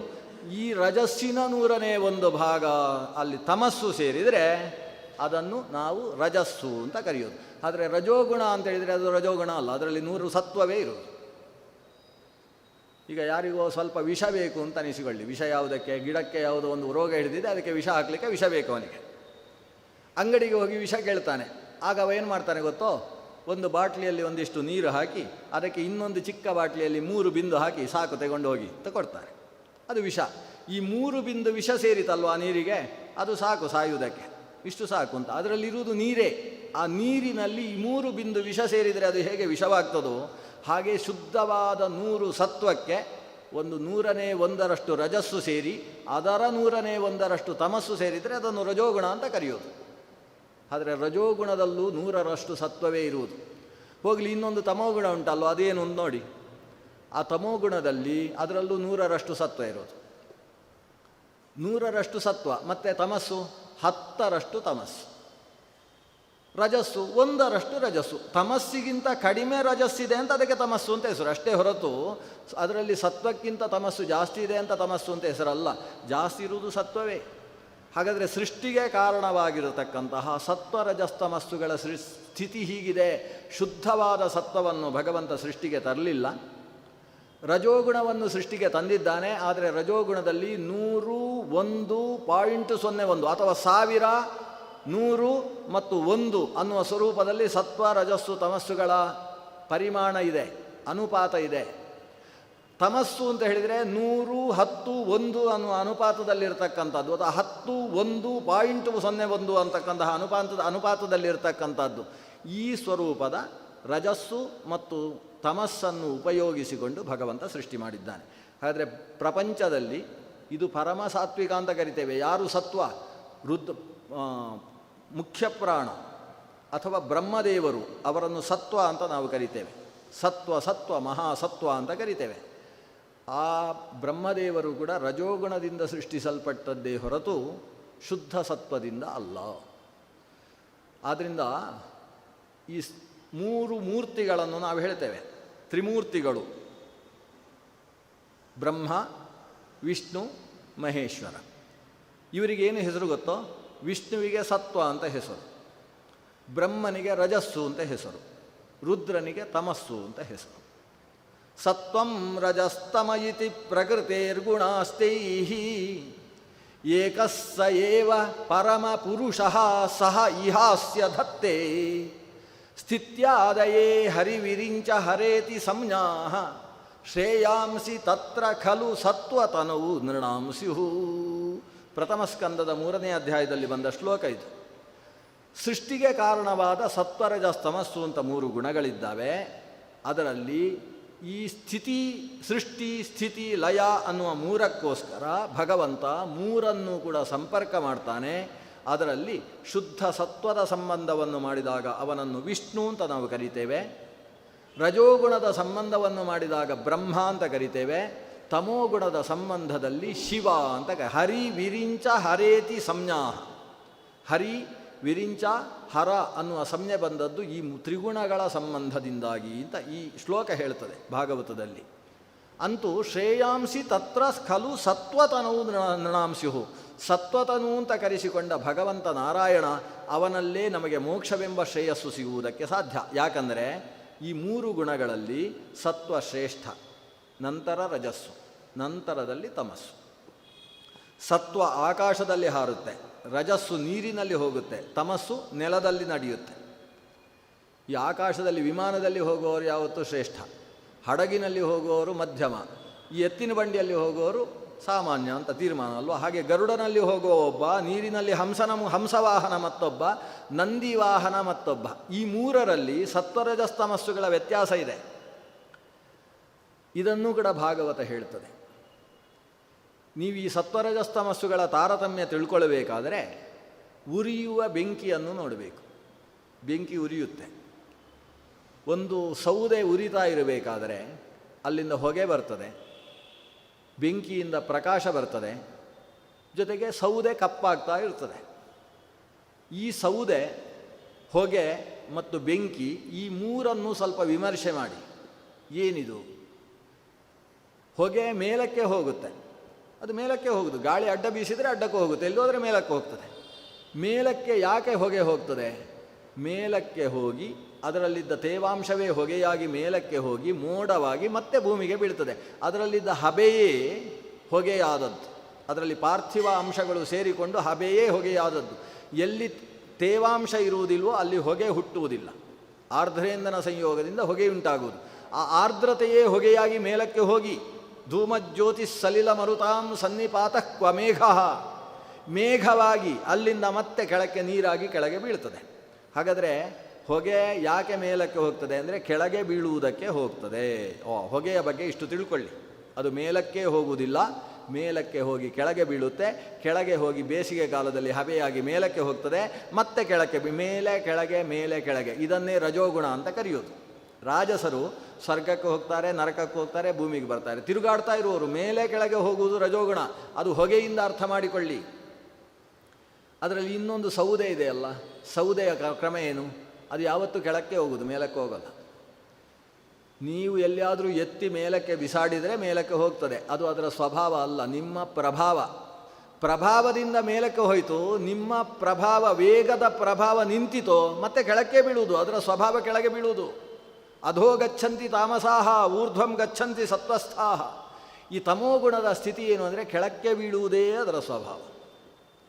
ಆದರೆ ಅದರಲ್ಲಿ ಬೆಂಕಿ ಇದೆ ಅಲ್ವಾ, ಅದರ ಕ್ರಮ ಮೇಲಕ್ಕೆ ಹೋಗುವುದೇ ಸ್ವಭಾವ. ನೀವು ಕೊಳ್ಳಿಯನ್ನು ಕೆಳಗೆ ಹಿಡಿದ್ರೂ ನಿಮ್ಮ ಕೈಯನ್ನೇ ಸುಡುವುದಕ್ಕೆ ಅದು ಮೇಲಕ್ಕೆ ಬರುತ್ತೆ. ಬೆಂಕಿ ಊರ್ಧ್ವಜ್ವಲನ, ಅದು ಯಾವತ್ತೂ ಮೇಲಕ್ಕೆ ಪ್ರಕಾಶವಾಗುತ್ತೆ ಹೊರತು ಕೆಳಕ್ಕೆ ಉರಿಯುವುದು ಅಂತ ಬೆಂಕಿಯ ಕ್ರಮ ಇಲ್ಲ. ಆದ್ದರಿಂದ ಬೆಂಕಿ ಅದು ಹೇಗೆ ಊರ್ಧ್ವಗಾಮಿಯೋ ಹಾಗೆ ಸತ್ವ ಅಂತ ತಿಳ್ಕೊಳ್ಳಿ. ರಜಸ್ಸು ಹೇಗೆ ಊರ್ಧ್ವ ಅಧಃ ಊರ್ಧ್ವಂ ಅಧಃ ಅಂತ ಸುತ್ತುತ್ತೋ ಹಾಗೆ ರಜಸ್ಸು ಅಂತ ತಿಳ್ಕೊಳ್ಳಿ. ಇಂಧನ ಸೌದೆ ಹೇಗೆ ಕೆಳಕ್ಕೆ ಬೀಳುತ್ತೋ ಹಾಗೆ ಪಾರ್ಥಿವಾತ್ ದಾರುಣೋ ವನ್ನಿಹಿ ವನ್ನೇಹೇ ಪಾರ್ಥಿವಾತ್ ದಾರುಣೋ ಧೂಮಃ ಧೂಮಾದಗ್ನಿಸ್ತ್ರಯೀಮಯ. ಪಾರ್ಥಿವವಾದಂತಹ ಇಂಧನಕ್ಕಿಂತ ಧೂಮ ಶ್ರೇಷ್ಠ, ಧೂಮಕ್ಕಿಂತ ತ್ರಯೀಮಯವಾಗಿ ಅಗ್ನಿಯಲ್ಲಿ ಆಹುತಿಯನ್ನು ಸ್ವೀಕರಿಸತಕ್ಕಂತಹ ಅಗ್ನಿಶ್ರೇಷ್ಠ ಹೇಗೋ ಹಾಗೆ ತಮಸ್ಸಿಗಿಂತ ರಜಸ್ಸು, ರಜಸ್ಸಿಗಿಂತ ಸತ್ವ. ಇದು ಶ್ರೇಷ್ಠತೆಯಲ್ಲಿ ಇರುವ ತಾರತಮ್ಯ. ಇನ್ನೊಂದು ಕ್ರಮ ಇದೆ ಈ ಮೂರು ಗುಣಗಳಲ್ಲಿ. ಬೆಂಕಿ ಕತ್ತಲೆಯಲ್ಲಿದ್ದದ್ದನ್ನು ಬೆಳಗಿಸುತ್ತೆ, ಹೊಗೆ ಆ ಕಡೆ ಇದ್ದದ್ದು ಅದು ಮನುಷ್ಯನೋ ಪ್ರಾಣಿಯೋ ಅಂತ ಸಂಶಯ ಹುಟ್ಟುವ ಹಾಗೆ ಮಾಡ್ತದೆ. ಆದರೆ ಸೌದೆ ಅಥವಾ ಬಾಗಿಲು, ಹಲಗೆ ಅದು ಆ ಕಡೆ ಇದ್ದದ್ದು ಕಾಣದೇ ಇರುವ ಹಾಗೆ ಮಾಡ್ತದೆ. ಆದ್ದರಿಂದ ಸೌದೆಯ ಹಾಗೆ ತಮಸ್ಸು, ಅದು ಆ ಕಡೆ ಇದ್ದದ್ದು ಕಾಣದೇ ಇರುವ ಹಾಗೆ ಅಜ್ಞಾನವನ್ನು ಹುಟ್ಟಿಸುತ್ತೆ. ಹೊಗೆಯ ಹಾಗೆ ರಜಸ್ಸು, ಅದು ಸಂಶಯವನ್ನು ಹುಟ್ಟಿಸುತ್ತೆ. ಆದರೆ ಬೆಂಕಿಯ ಹಾಗೆ ಸತ್ವ, ಅದು ಜ್ಞಾನವನ್ನು ಸ್ಫುರಿಸುತ್ತೆ. ಹೀಗೆ ಜ್ಞಾನಕ್ಕೆ ಸಂಬಂಧಿಸಿದ್ದು ಸತ್ವ, ಸಂಶಯಕ್ಕೆ ಅದಮಿದೋವಾ ಅನ್ನುವ ವಿಕಲ್ಪಕ್ಕೆ ಸಂಬಂಧಿಸಿದ್ದು ರಜಸ್ಸು, ಜೊತೆಗೆ ಅಜ್ಞಾನಕ್ಕೆ ಸಂಬಂಧಿಸಿದ್ದು ತಮಸ್ಸು. ಹೀಗೆ ಮೂರು ಗುಣಗಳು ಇದು ಸೃಷ್ಟಿಗೆ ಮೂಲ. ಈ ಮೂರು ಗುಣಗಳನ್ನು ನಿಯಂತ್ರಿಸುವುದಕ್ಕೆ ಪ್ರಕೃತಿ ದೇವಿ ಅಂತ ಕರೆಸಿಕೊಂಡಂತಹ ಮಹಾಲಕುಮಿ ತಾನು ಮೂರು ರೂಪಗಳನ್ನು ಸ್ವೀಕಾರ ಮಾಡ್ತಾಳೆ. ಸತ್ವಕ್ಕೆ ಅಭಿಮಾನಿನಿಯಾಗಿ ಶ್ರೀ, ರಜಸ್ಸಿಗೆ ಅಭಿಮಾನಿನಿಯಾಗಿ ಭೂ, ತಮಸ್ಸಿಗೆ ಅಭಿಮಾನಿನಿಯಾಗಿ ದುರ್ಗಾ ಅಂತ ಶ್ರೀ ಭೂ ದುರ್ಗಾ ಅನ್ನುವ ಮೂರು ರೂಪಗಳನ್ನು ಆ ದೇವಿ ತಾನು ಸ್ವೀಕಾರ ಮಾಡ್ತಾಳೆ. ದುರ್ಗಾ ಅನ್ನುವ ಸ್ವರೂಪ ತಮಸ್ಸಿಗೆ ಅಭಿಮಾನಿನಿಯಾದ್ದರಿಂದ ಅದಕ್ಕೆ ರಾತ್ರಿ ಅಂತ ಹೆಸರು, ತಾಮಸಿ ಅಂತ ಹೆಸರು, ಶಾರ್ವರಿ ಅಂತ ಹೆಸರು, ಕಾಳಿ ಅಂತ ಹೆಸರು. ಕಾಳಿ ಅಂದರೆ ಕಪ್ಪು ಅಂತ ಅರ್ಥ, ತಮಸ್ಸು. ಭದ್ರಕಾಳಿ ಅಂತ ಹೆಸರು, ಮಂಗಳ ಸ್ವರೂಪಿಣಿಯಾದ ಕಾಳಿ. ಈ ಕಾಲ ಸ್ವರೂಪದಲ್ಲಿ ತಮೋಭಿಮಾನಿನಿಯಾಗಿ ದುರ್ಗಾದೇವಿ ಇದ್ದಾಳೆ, ಸತ್ವಾಭಿಮಾನಿನಿಯಾಗಿ ಶ್ರೀ ಅನ್ನುವ ಸ್ವರೂಪದಲ್ಲಿ ಮಹಾಲಕ್ಷ್ಮಿ ವಿರಾಜಮಾನಳಾಗಿದ್ದಾಳೆ. ಹೀಗೆ ತಾಯಿ ಸೃಷ್ಟಿಗೆ ಮೂಲ, ಸತ್ವರಜಸ್ತಮಸ್ಸು ಅನ್ನುವ ಮೂಲ ಪ್ರಕೃತಿ ದ್ರವ್ಯವಾಗಿದ್ದರೆ ತಂದೆಯಾದ ಭಗವಂತ ಪುರುಷ, ಪ್ರಕೃತಿ ಪುರುಷ ಸಂಯೋಗದಿಂದ ಸೃಷ್ಟಿಯಾಗ್ತದೆ. ನಾವು ಸೃಷ್ಟಿಯ ಹಿನ್ನೆಲೆ ಮಾತ್ರ ಇವತ್ತು ನೋಡಿದ್ದೇವೆ. ಇನ್ನು ಇವರಿಬ್ಬರ ಸಂಯೋಗದ ಸೃಷ್ಟಿ ಏನು ಅನ್ನುವುದನ್ನು ಮತ್ತೆ ನಾಳೆ 6:45 ಸೇರಿದಾಗ ಗಮನಿಸೋಣ. ಶ್ರೀಕೃಷ್ಣಾರ್ಪಣಮಸ್ತು.